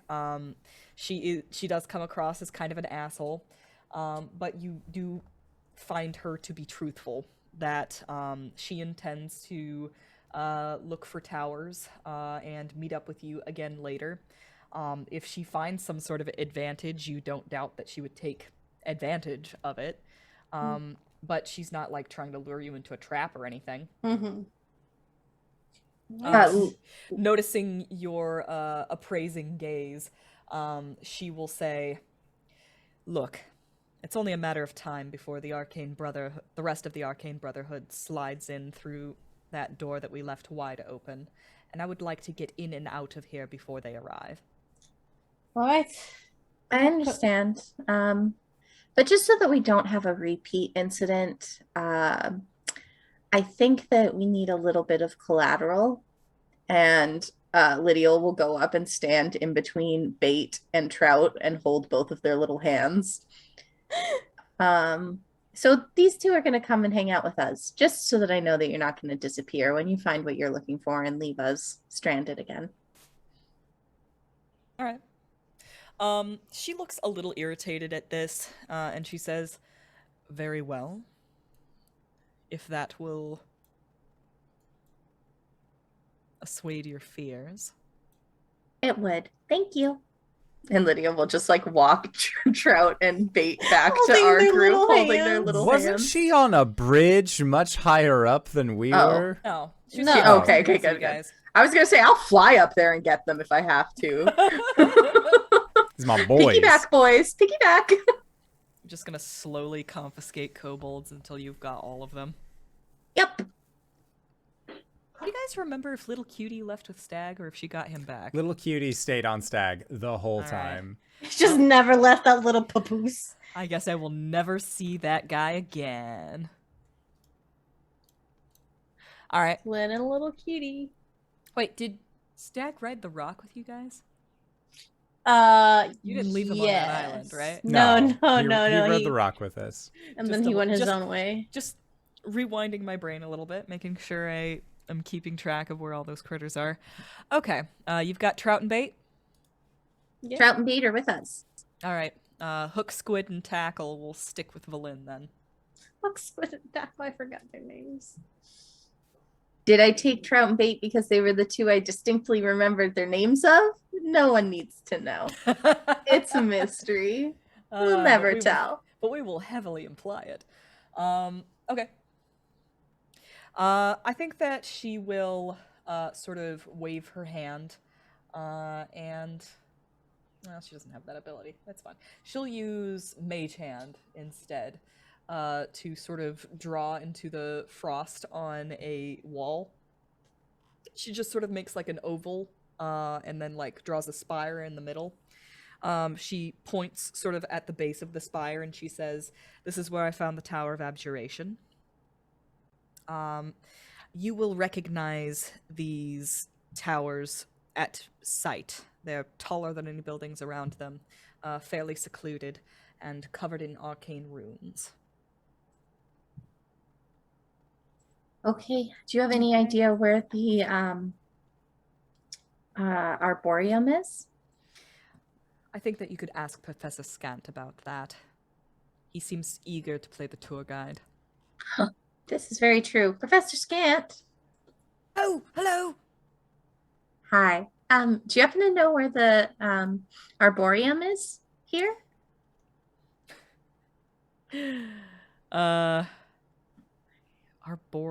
Arboretum? Hold on. Let me send this word to you. Arbitorium? I think I'm Arboreum? adding more Arbitorium? syllables to I this than believe it's an need to. arboretum. Arboretum. Aboretum. Arborito? It's like Arborito. Yeah, that's an Arborito. arboretum. Arboretum. Let's go with that. Thank you. Look, as somebody who has role-played an award-winning arborist,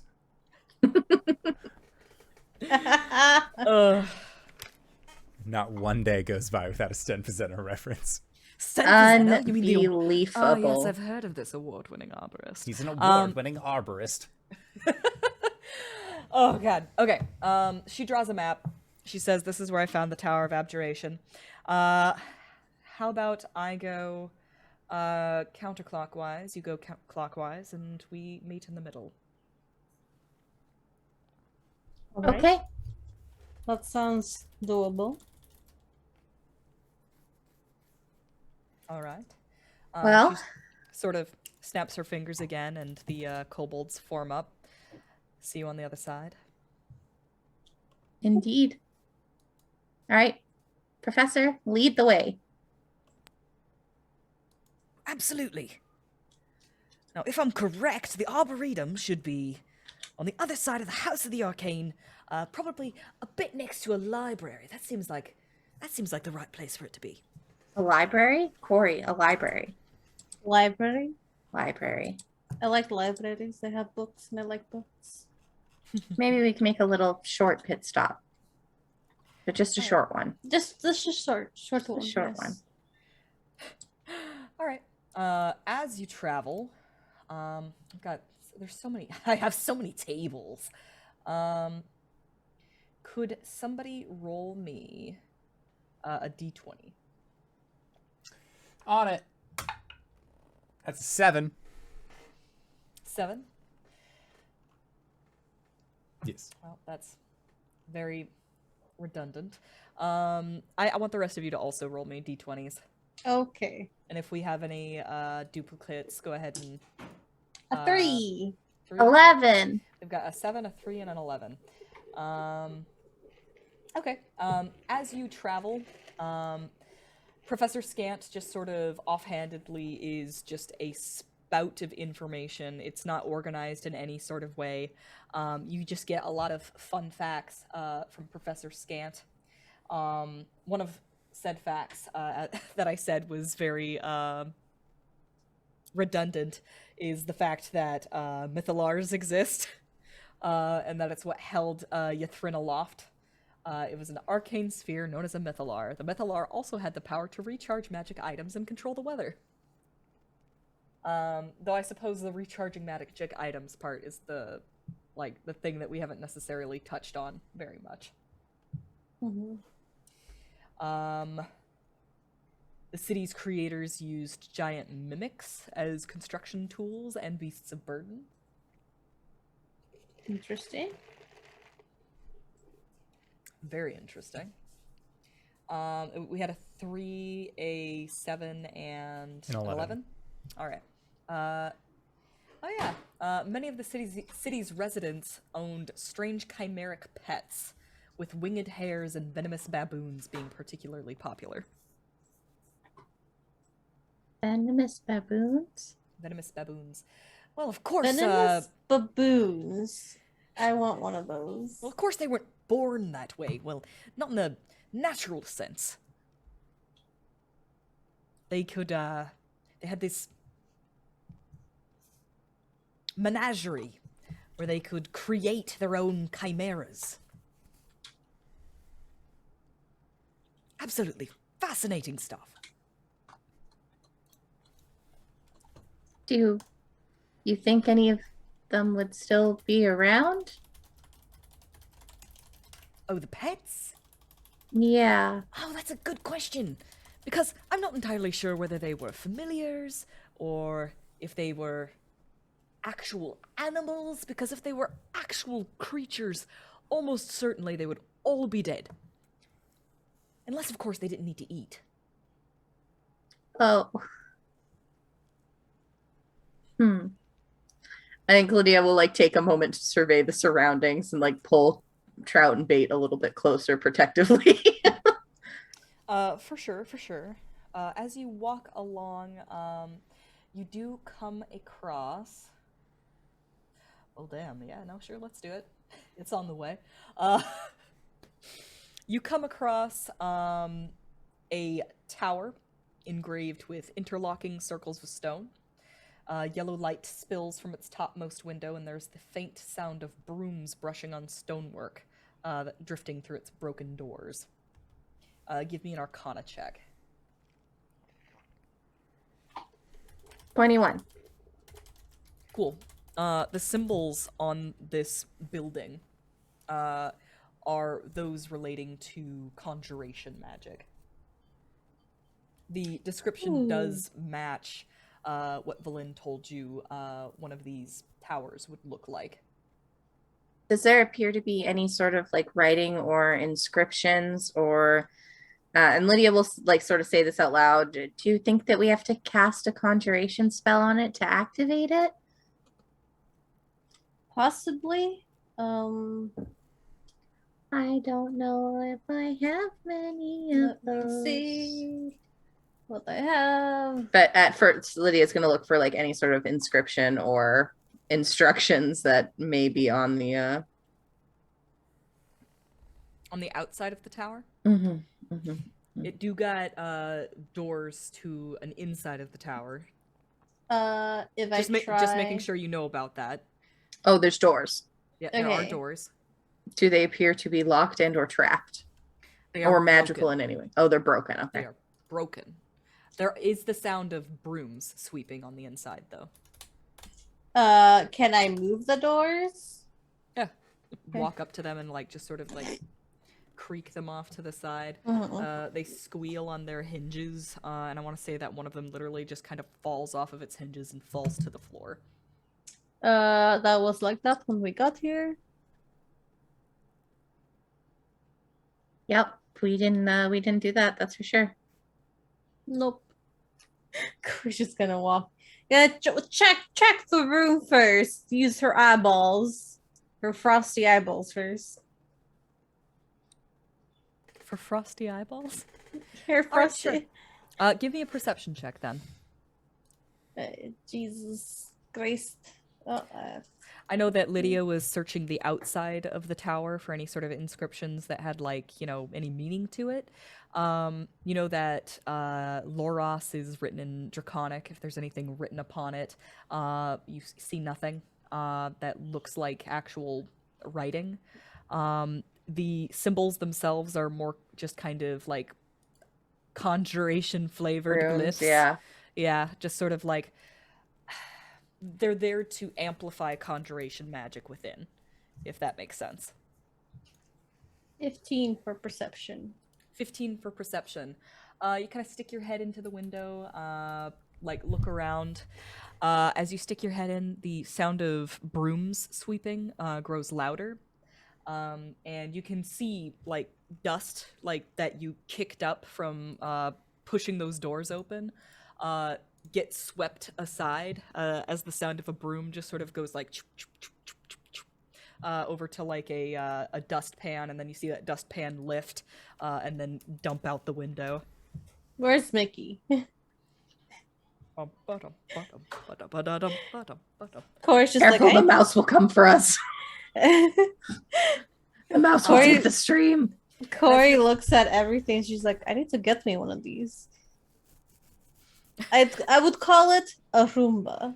As you're looking around, you Roomba? see in the A center of the Roomba. room is like just a smaller version of the tower, just like sitting in the center of the room on the floor. Meanwhile, there are stairs that go up to a second chamber. However, the floor of the second chamber has fallen through, and peering through, you can see something kind of moving around up there.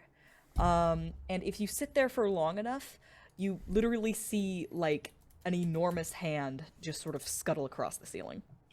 Oh no, that's those little shits from Zelda that grab you and throw you out of the dungeon. Yeah, a lot like that, honestly. Like almost exactly like that. Fuck. What are they called?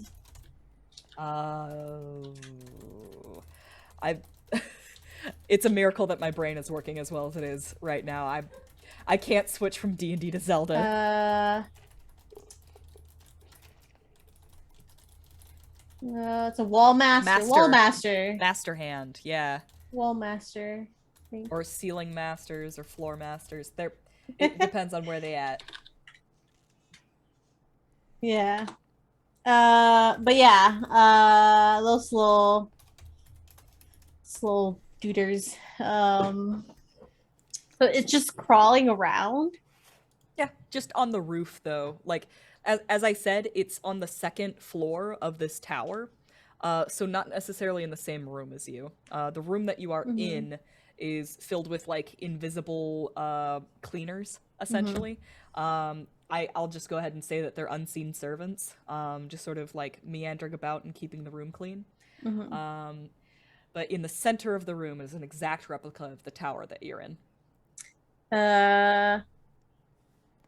If I go to this miniature, is it solid or is it like an illusion? Looks solid. In fact, as you like look at it, you can see there is a light inside, and you can even see little figures moving around in the windows. Can I peer into the little tower? Yeah, sure. You peek into the with tower my frosty eyeballs. with your frosty eyeball. And like they are very small. But you see what looks like 3 little old women just sort of meandering about and doing sort of magic-y things. They've got a cauldron and books and lots of like herbs and stuff up on their walls. Do they seem like they can see me, or is it just they're just doing their own thing? Well, let me do maybe I should do a perception check on their part. That's about average. I think that like one of them kind of looks up and just sort of like elbows one next to them and sort of points in your direction. And the second one just sort of waves her off like, they aren't bothering us. They get back to work, and the first one just kind of like looks at you again and shrugs. She just gives a little finger wave, like hello.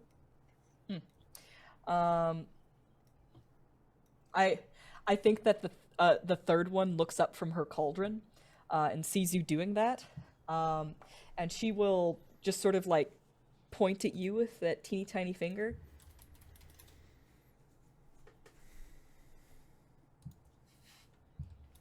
All right. She waves at you, and she just kind of like puts a hand up, and she like taps like that. She gives an exasperated like body language sort of thing. She like grabs a candle, puts it in front of her, and she like puts up a finger like this, and then she uses that finger to touch the candle. Can I make some sort of intelligence check? Because Satan doesn't know what the fuck is going on. You are A-okay. Give me an insight check. Okay. Okay, because I am too tired for this bullshit. You are A-okay. You could always ask for a knowledge check. 14 for insight. Yeah.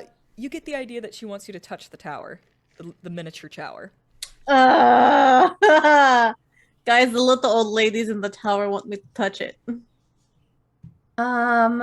Lydia like starts getting her components for healing magic prepared and just says, okay, if you want to poke it. I'm going in. She just touches it. All right. You touch it, and you hear a sound from behind you as a doorway, sort of like an arcane doorway, opens up. There's like a whirl of a blur that just kind of like forms a rectangle behind you, and through that door, sort of blurred by the arcana, is those three little old ladies who just sort of wave at you. Hello. They beckon for you to enter. All of us, or I think that Lydia will go and grab Bates' hand and make him hold Trout's hand, and then hold Bates' hand, and then hold Lydia's hand, who will grab Burning Star's hand, and we can all walk in together.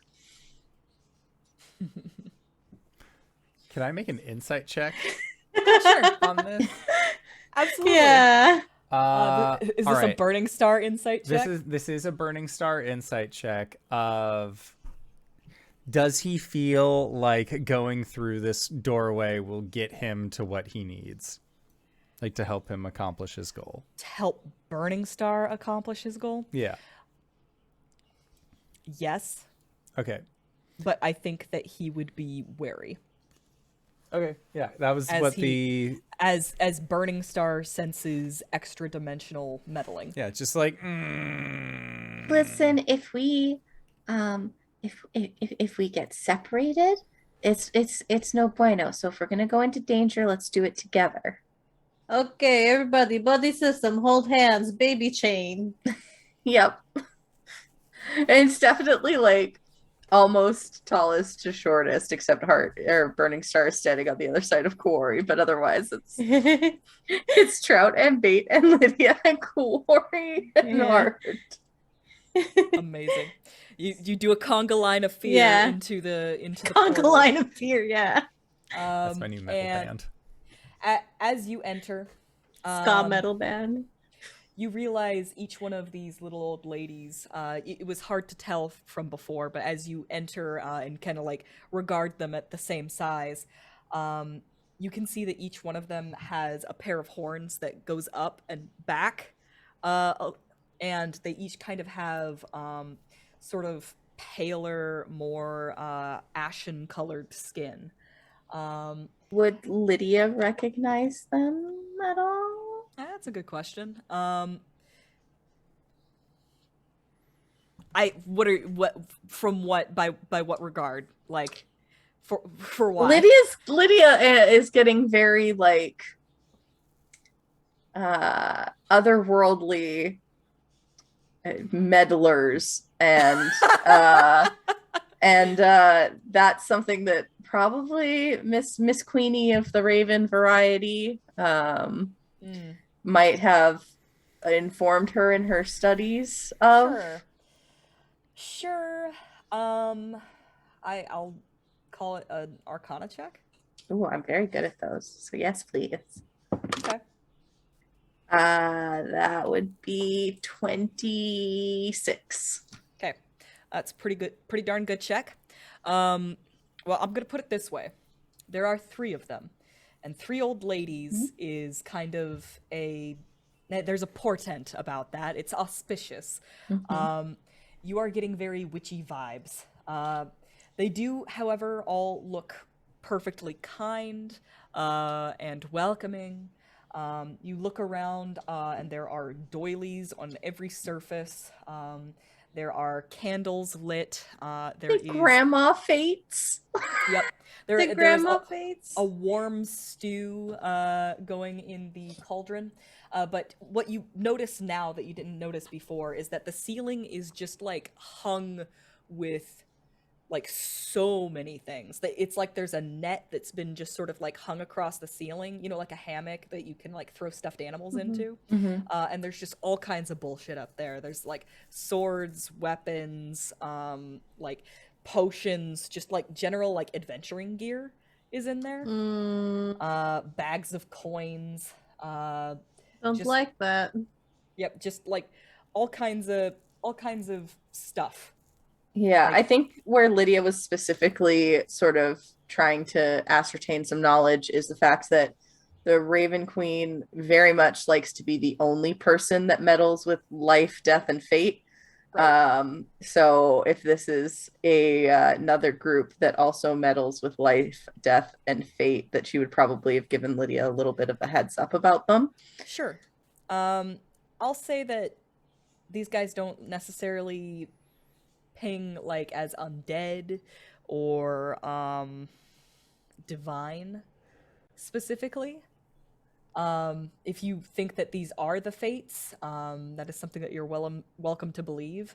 But you have no like no nudging from the Raven Queen going like, hey, those are the fates. That is an assumption that you are free to make.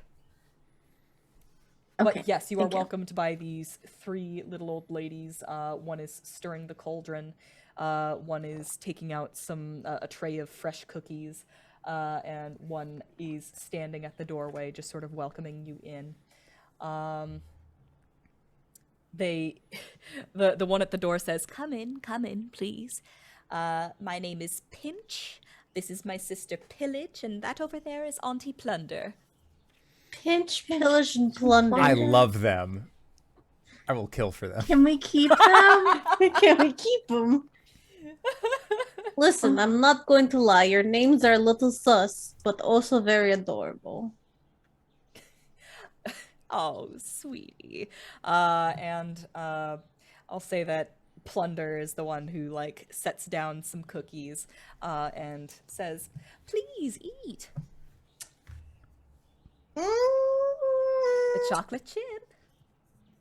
I'm getting fattening you up so we can eat you vibes. With all the adventuring loot that's up in the ceiling. Pinch will come over and sit down. Plunder will sit as well, and Pillage will put her long stir and stick away and come and settle in as well and start knitting, crocheting a doily while she's sitting there. And Pinch will say, "What do we owe the pleasure of this visit? How can we help you?" We are just looking to make our way through the city. We found this tower. Is there a reason that you live in the tiny tower? She sort of adjusts her half moon glasses and like peers out the window and says, "Is there an entire city out there?" And she turns and looks at Pillage and says, "Where exactly did we land this time?" And Pillage is like, "Oh, who knows? Sometimes the spell can be a little bit iffy." Not to be rude. Sorry, what were you saying, Lydia? Oh, I was just gonna say, so you haven't left this tower in quite some time?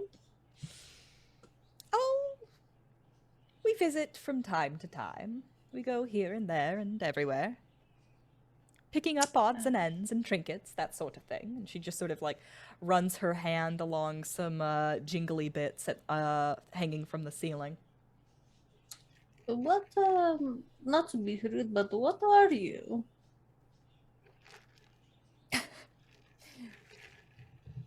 Well, dear, that is a bit rude, but I'm willing to answer that question if you are. Sure, I am a Goliath. That's Well, I'm a gnome, and Burning Star is a mystery to us all. yes. Well, we are three sisters with a particular interest in the arcane, objects, and memories. Memories.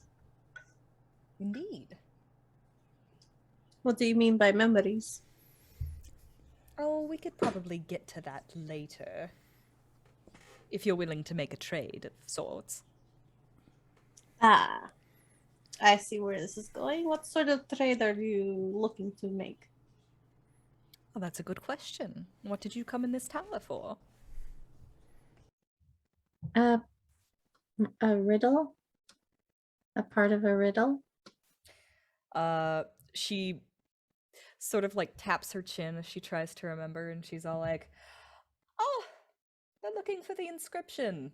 And then the other two are all like, "Oh, the inscription. Oh, yes, of course, the inscription." Well, we are willing to give that to you if you are willing to give us a memory of some sort. Now, when you say give us a memory, do you mean that like we won't remember it anymore because it'll be yours? Or I'm afraid that's how it works, dear.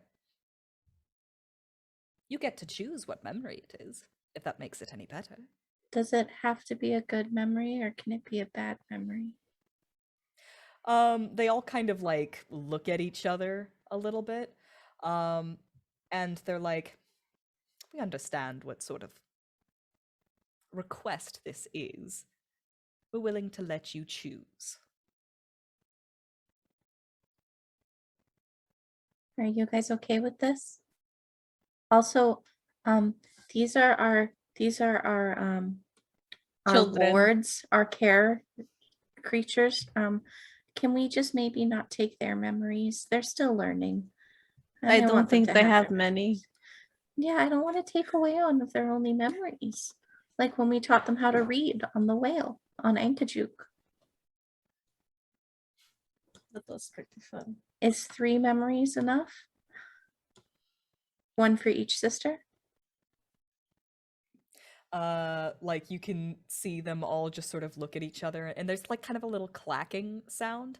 And you realize that they are like tapping on the table with their long nails. And They're seems that- communicating in Morse code. yeah, essentially. Yeah, they're like communicating with each other with their fingers on the table. And they seem to come to some sort of consensus, and she will raise her hand and say, 3 will suffice. Okay. Okay. Are hmm, you guys okay with this? Yes. What Burning Star?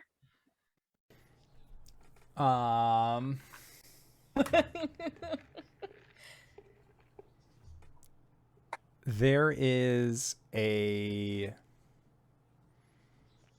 Burning Star like does not seem to acknowledge the sisters, but when you look at his visage, he extends a hand out and creates the image of what looks like a flower blossoming, and then like the petals fall off.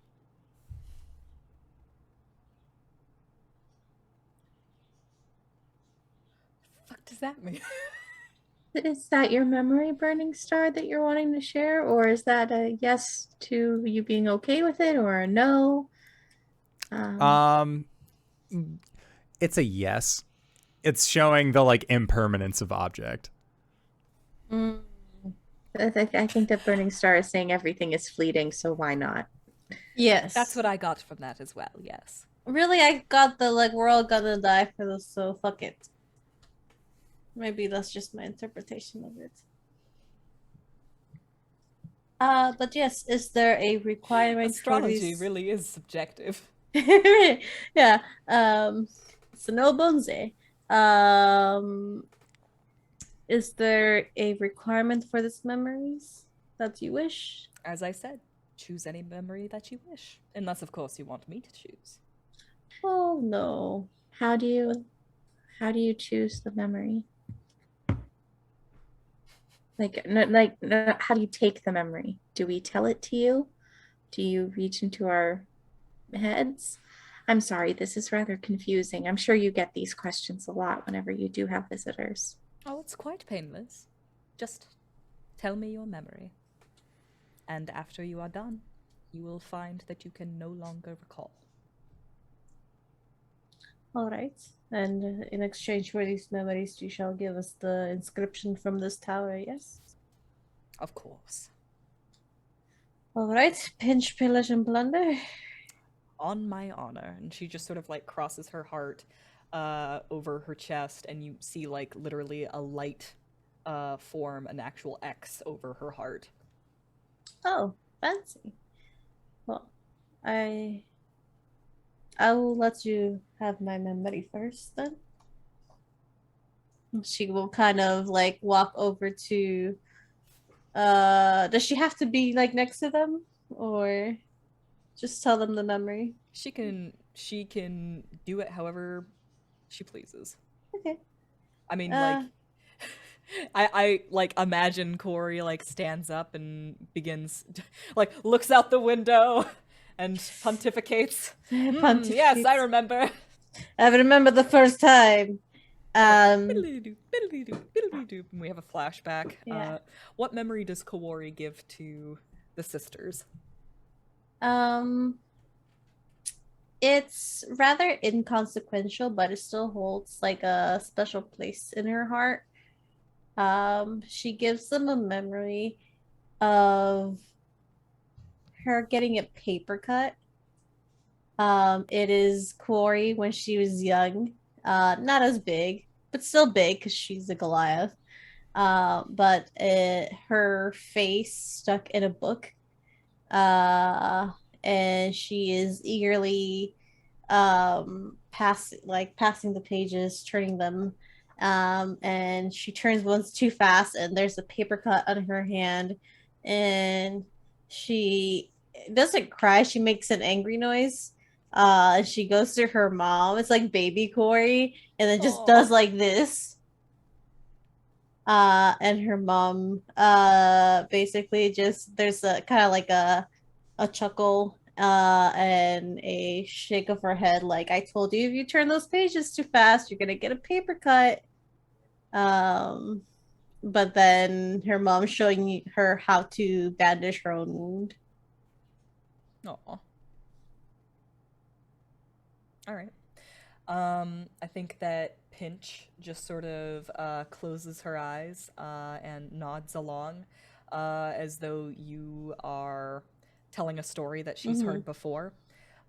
Pillage is just crocheting furiously, like as quickly, like faster than seems possible. And as she does so, like you sort of glance over, and that doily, it's just stitches. It's just like loops and chains, but undoubtedly written into that doily is your memory. Is it like text or an image? It's like a mandala. It's just loops, and like it's kind of like a flower that blooms from the middle. There's no text, there's no image. It's just somehow in your core you can feel that like she has written your memory into that. Like doily. as Kuori was telling the story, the words were being like knitted into the doily. Cool. Yeah. And like she finishes at the exact same time that you finish your story, and you don't really remember what you just said, but looking at that doily gives you a weird nostalgic feeling. Mm-hmm. I'll say it looks even like a snowflake a little bit. And she sort of flops it down on the table. And did I say it was Pillage that was Pinch. crocheting? Pinch Pinch was nodding listening. along, and Yeah. Pillage was crocheting. Yeah. And then Plunder sort of picks it up and just sort of starts to like smooth it out and look at it. And as she does so, she like stretches it out, and the I don't know how to explain this to someone who hasn't knitted before. The chains are all just sort of like all the stitches are just sort of like crumpled and loose. And you have to and when stretch to tighten them. when she stretches it out, like normally you need to use a tool to do this, like you need to heat it and like wet it and stuff to block it and make it like take the form that it's intended to. She literally just does it with her hands. Like she just basically irons it with her hands. And it like forms a perfect circle and then floats up into the air and disappears into those items somewhere in the ceiling. I don't remember it anymore, but take good care of it. It is beautiful, my dear. She looks to Lydia and just sort of like gestures like, and you? My memory might be a little less beautiful, but it's one that I'd be happy not to hold anymore. And Lydia like takes a moment and kind of turns away so that she's not facing, like she can't really look at Kuori or Burning Star, but doesn't like try to hush her voice or anything like that. And she starts to describe the moment where she felt the doppelganger's knife stab into her, and the memory of slowly bleeding out in the snow and watching the doppelganger with now her face slowly walk away towards where Kawari was last seen. All right. Pillage is crocheting with like white yarn, but when she hands it over to Plunder, and she snaps it into shape, you see it turn red for a moment, and then it fades into a black color, and she lets it float into the ceiling.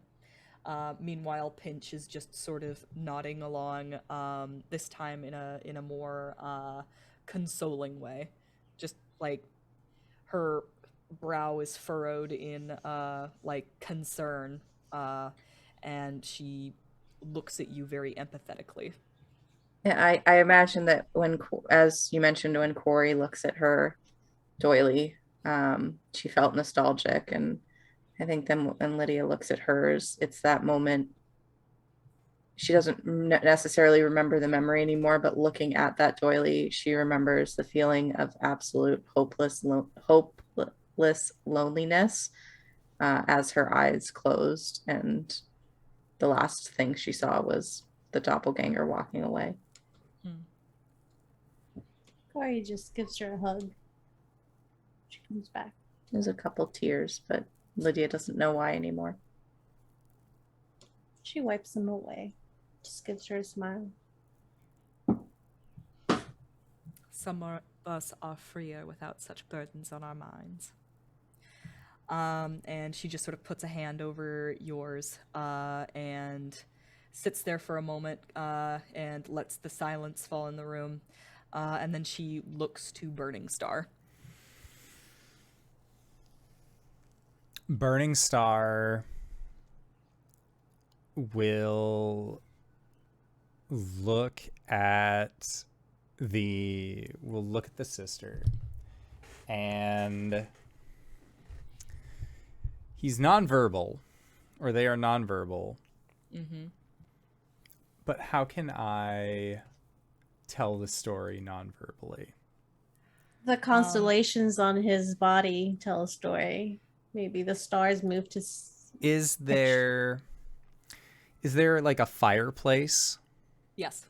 So Burning Star will look over at the fireplace and sees the smoke coming up from it. And I'm going to use Druidcraft to shape the smoke into a visual story. Okay.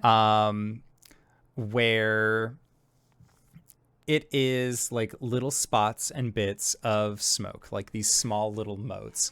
And looking at it, you can see what looks to be a night sky painted in these smoky motes with a almost centered, with a constellation that's centered there.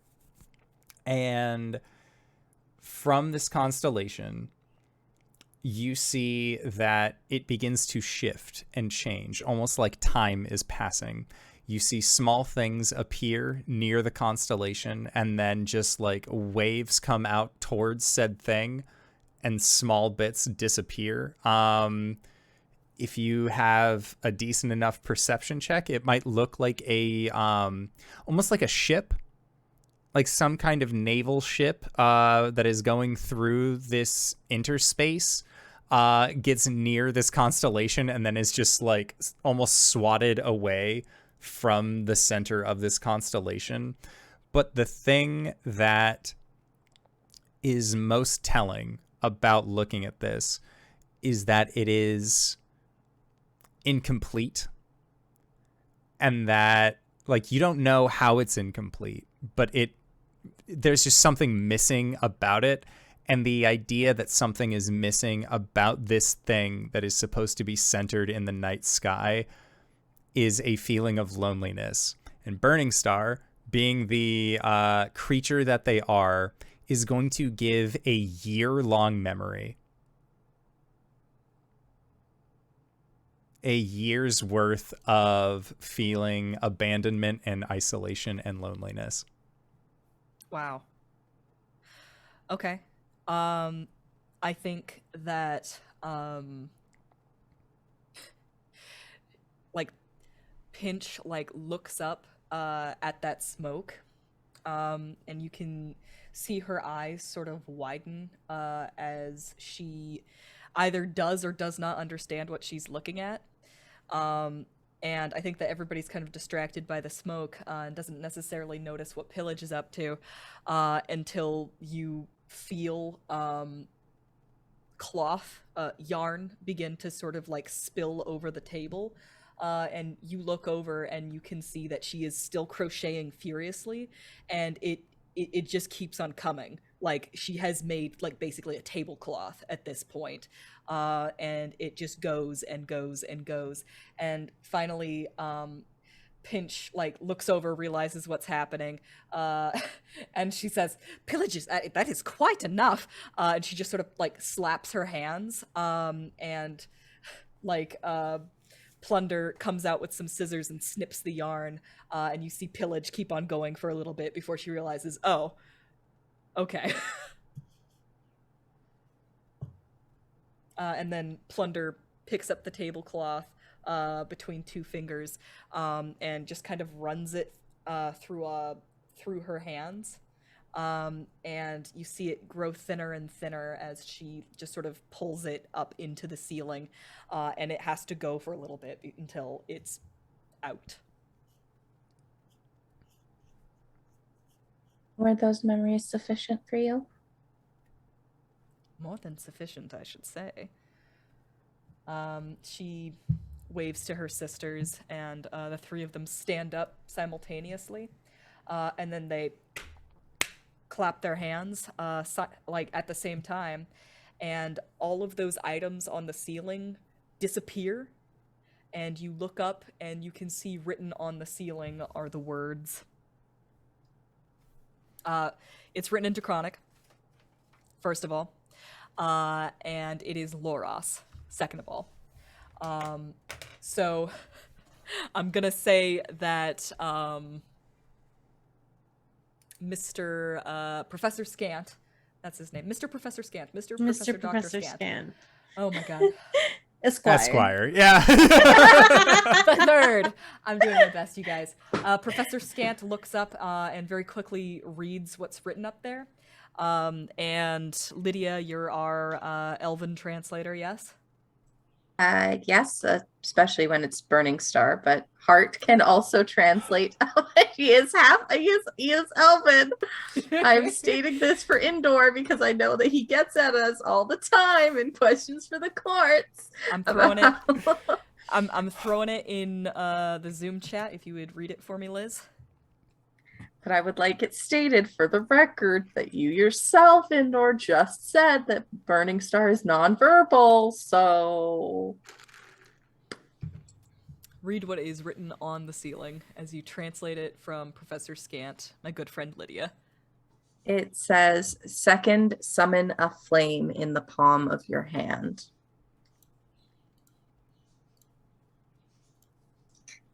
Well, that seems pretty self-explanatory. While she's been reading that, Kuori kind of put a hand on Burning Star's shoulder. There's a little bit of a clatter as all of those items reappear on the ceiling. Go on. I think that Lydia had handed Bait a notebook and pen, but we haven't gotten that far in the lessons. So Bait just holds up the notebook and it's just got scribbles. But Trout gives a thumbs up like, yeah! We did it. Lydia will sort of take the pen and write underneath the scribbles the second summon a flame in the palm of your hand. He's taking notes. Bless him. Kuori, I love our little boys. Yeah, what were you gonna say? Oh, that she doesn't know Burning Star quite well, but because of the memories and I guess because it was so visual, it was like they could almost feel it as well and understand that loneliness. And she kind of puts a hand on his shoulder as like a way of, I understand in a way, and you're not alone anymore. Just a comforting hand on the shoulder. But it's like a little bit of nonverbal communication to their nonverbal friend.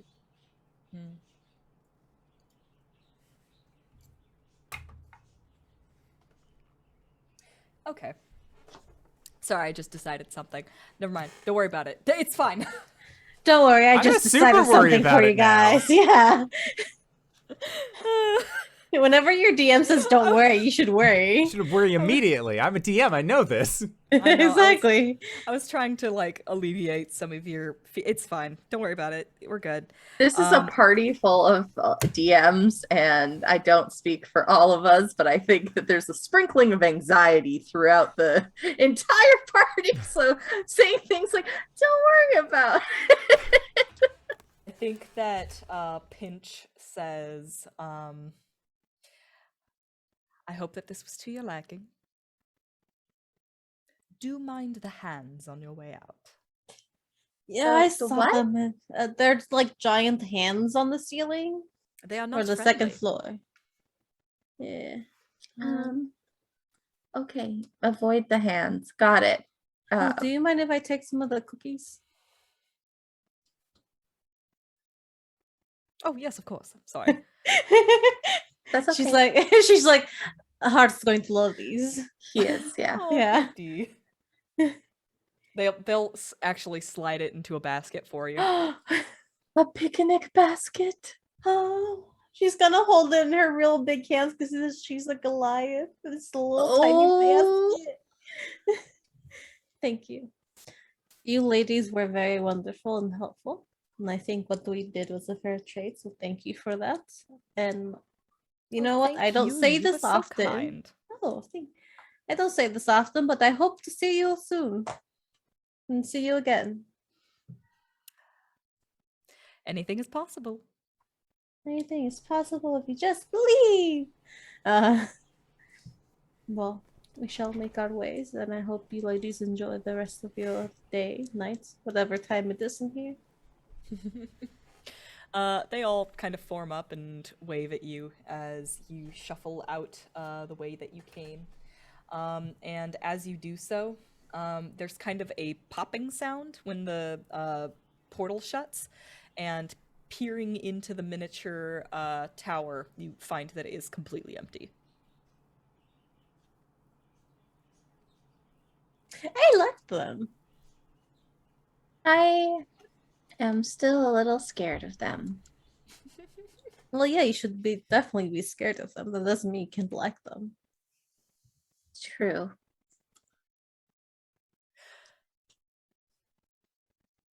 But we have the inscription. The hands aren't friendly, so we should go. You scoot on out, sort of get bumped into a little bit by an unseen servant who just kind of politely shuffles around you and So sorry. sweeps up after you as you leave muddy tracks on the floor. Oh god, I'm so sorry. I always like, I know they're not like actual people, but I always feel bad, you know. Oh, it's so cute. As you continue to move through the city, you can see a shape in the distance that looks like a bunch of trees clustered together, and you get the idea that that must be the Arboretum. However, to your right is a cluster of towers that smells of parchment. I can smell the parchment from here. It must be the library. It must be the library. We can stop for a few minutes, right? Right? What could it hurt? Don't say that, because it's probably going to hurt a lot. It's worth it if we can get something that'll help untether your girlfriend. She's not my girlfriend. I respect her too much to assume those things of her. Your person of interest romantically. The person that I think is very cute and would like to help get out of being bound to a grove and being lonely for even more thousands of years. Yes. The hot lady. She is beautiful and hot. This is true. There's a This is distinct true. difference. Yes. How long does it take usually for Burning Star to revert back to Hart? At this point, it's several hours. Several hours? Yeah. All right, so he can stick around as long as he likes? Yeah, pretty much. Pretty much? 5 hours, yeah. right? Because half your druid level rounded up. 4. Oh. It's always rounded down. Right. Yeah, you're basically fine. Unless you Well- sit around for a few hours, I'm not going to make you. Yeah. Well, if Burning Star is okay with it, there might be some information to help you, to help us through this and help you. If The you'd information like. is always a valid tool. All right. This colossal building has many lofty turrets in a state of disrepair. The ground below is littered with rubble. A giant-sized door at the base of the structure stands slightly ajar. Just going to push it open. It is no longer ajar. It's a door. It's a door. Da da da da da da.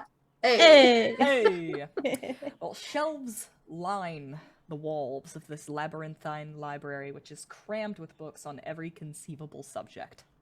Kuori, as she walks in, she's like, oh, it's beautiful.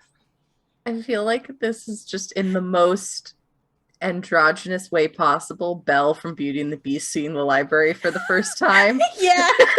Well, if you like it so much, it's yours. Yours. Does anybody know how to transport an entire library out of here? I mean, we do have a bag of holding, but I know, but there's only so much we can put. you know, even that is finite. There are a few different rooms that you can go into, and each one seems larger than before. And I imagine, like, Kawari is, like, just sort of, like, finding interesting things on every shelf, and, like, I mean, taking pretty much anything that looks interesting to you. Like, there's no one stopping you. Yeah. As you're making your way down a hallway with an armful of books, you actually hear kind of a clatter come from one of the rooms. Ah, shit. Do Can we I want to look? do this stealthily or figuratively speaking, guns a-blazing? Just Burning Star doing this. pew. Stealthily. All right, give me some stealth checks. Yeah. And I will say, as starstruck as Kuori is, she will be trying to find something that would help Hathawin. Okay. That would be a Well, first of all- 3. First of all, give me an Arcana check for the Hathawin thing. Let's think. Okay. Oh, excuse me. I rolled 212. Jesus Christ. 19 and 19? a 13 for stealth. Okay. So, As Liz, you got a 3. Mhm. I got a 5. stealth. Oh my god. That's Hey, amazing. how the turntables. All right, so I'm gonna go in order. First of all, with that Arcana check, you're doing pretty good. You feel like you're getting a good idea of like what it would take in order to get Hathawin out of this cave. Essentially, you need to bind her to a different tree. She's bound to that grove. She can't leave it. She needs to be bound to some sort of tree. You think that if you could get a hold of a smaller tree that's Like a very little hard, sapling. yeah, like or a bonsai or something, like something portable. She might be able to move pretty much Can anywhere I- she wants. Would I be able to bind her to a succulent so she could just carry it with her always? It should technically be a tree. A tree. Okay, it's gotta okay. be, it's got to be some woody stemmed thing, and it also has to be hardy, because like yes, she can keep it alive, but like part of the benefit of having like an actual tree is that like it's easier. It's hard to protect. die. Yeah. Exactly. So theoretically, we could have a travel bonsai, and then maybe if she is feeling more comfortable in your neck of the woods, pun very much intended, we could rebind her to a much stronger tree. Are you closer listening, to Steven? home. It's not like there's another dryad that could benefit from having portability or anything. I gave you guys a baby. Isn't that fun? We can discuss this later. It's a good baby. No shadow fell. I'm just saying. Anyway. There are some pretty sturdy redwoods in my neck of the woods. Also, some red larches down by Red Larch. And Yeah. as you are discussing this, probably with Lydia being all like, oh yeah, we could get a portable tree, and then if she decides to stick with us, then she can stick with us, you know? Hey, poke with a stick. And then that sounded like Twitch-related joy. Was that what that was? No. Kawari. Next time you think of it and Yes, you can Steven? talk to Hart, he has a pot of awakening where you put a tree in and Oh my then God. the pot will awaken and then travel with you. I can give you your portable girlfriend. You just She'd need to be- ask. She'd be a magical girl Oh with my a mascot. god! Also, hi, Cos. Koss, thank you so much for the sub. We just figured out how to turn a tree into a pet, and nothing says Koss more than that. I completely forgot Portable about girlfriend, that. portable girlfriend, Portable girlfriend, portable girlfriend. You are literally giving her a U-Haul. Good night, everybody. That's it. The game's over. I won. I'm the lesbian with the U-Haul. We've got like They're 4 minutes. lesbians. I'm gonna use them. All right.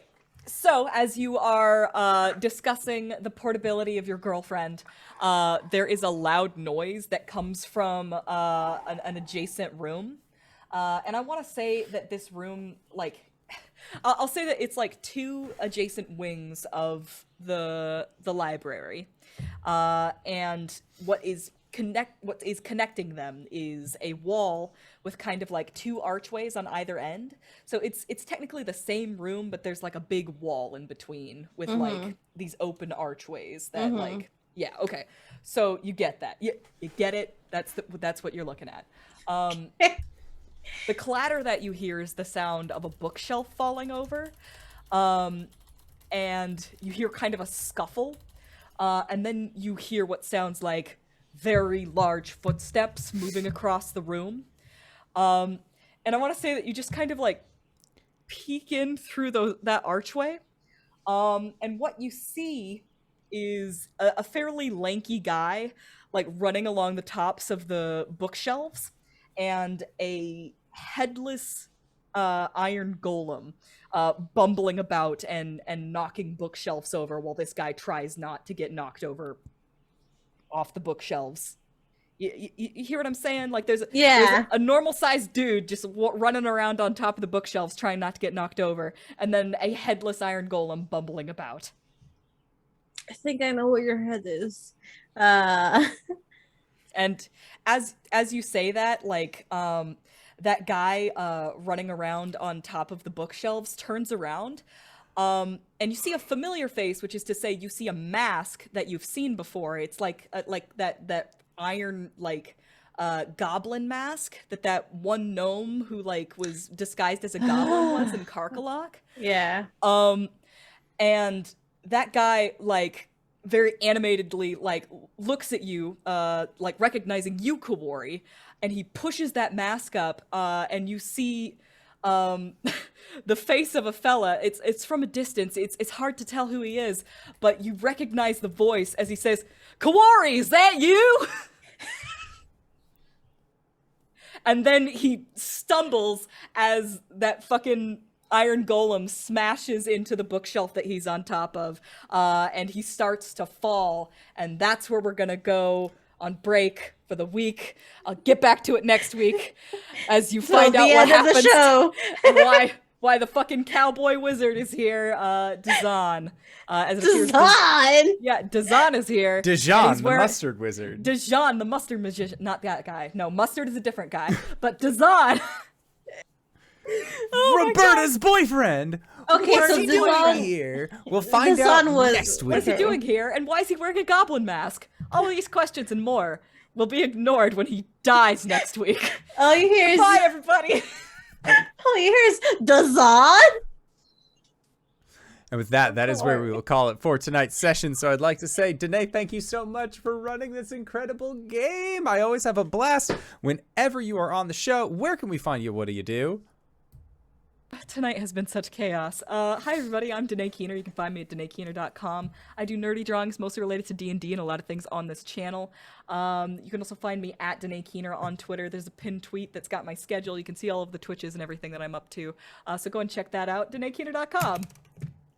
Hi everyone, my name is Satan. You can find me here Sunday nights for maybe 1 or 2 more sessions because we're almost done. I'm so sad. But you can also find me Sunday mornings over at the Hype Goblin, where I DM my own homebrew world for my friends, and it's a heavy improv game. Rule of cool it a lot. We're just having fun. They're in the Astral Sea, and they just landed on a giant skeletal floating island that transfixed them into landing there. So if you want to know what the fuck that's about, come watch this next Sunday. You can also find me over at Valgrianth playing Bella, my City Elf Rogues, in the Dragon Age TTRPG. It's at 4:30 p.m. EST. If you like, hot elf daddies and being horny on mate, and ATAB, all Templars are bastards. And for now, that's it, I think. And you can find me here on Thursday nights, actually, playing Lilith, my vampire mobster. But I think that's it. That's not a lot, actually, for me. So, hey. Oh, hey, everybody. It's me, LizMac, here on Twitch, or at LizMacD22 on the Twitter. I have had a chaotic week, especially with work. I'm lucky enough to be the community manager of Clever Play Studio, and our game Operation Tango just released a huge free DLC on Friday. We are currently running a contest to win some custom headsets. Additionally, we are the Steam daily deal today. So today only you can grab the game for 30% off. So it's like $12. So if you've been waiting to grab it, you can do so using the link in my link tree. But yeah, and you can find me here every Sunday playing Lydia, the world's best wing woman for Kuori. And if you've made it this far, you probably already know who I am. But if you don't, hey Acorns, what's up? It's me, your buddy, your pal, your friend, the indoor adventurer, the showrunner here at twitch.tv/indoor adventures. We do shows like this on Monday and Thursday at 5:30 p.m. Pacific Standard Time, or on Sundays at 7 o'clock p.m. Pacific Standard Time. If this is your first time joining us, you should go to youtube.com/indoor adventures to check up on all of the VODs of each of the games that we have played up until this point, or you can go towards where Anywhere audio casts are made available for free. You can find us there under the same moniker. And speaking of things that are being made available for free, we are going to be going into our Patreon supported after show called Nights in the Courtyard, where we answer questions not only from each other but also from the community. So if you have any questions for myself or any of these other fine folk, feel free to join us on our Discord. You can find the link in the description of this video or audio cast down below and post them in our questions for the court's chat. We will do our best to respond to each and every single one of them when we can. But I would like to say, once again, thank you to everybody who decided to stop on by, and thank you to these players for putting up with our bullshit once again this week. And we'll see all of you guys next time. All right, everybody. Bye-bye! Goodbye!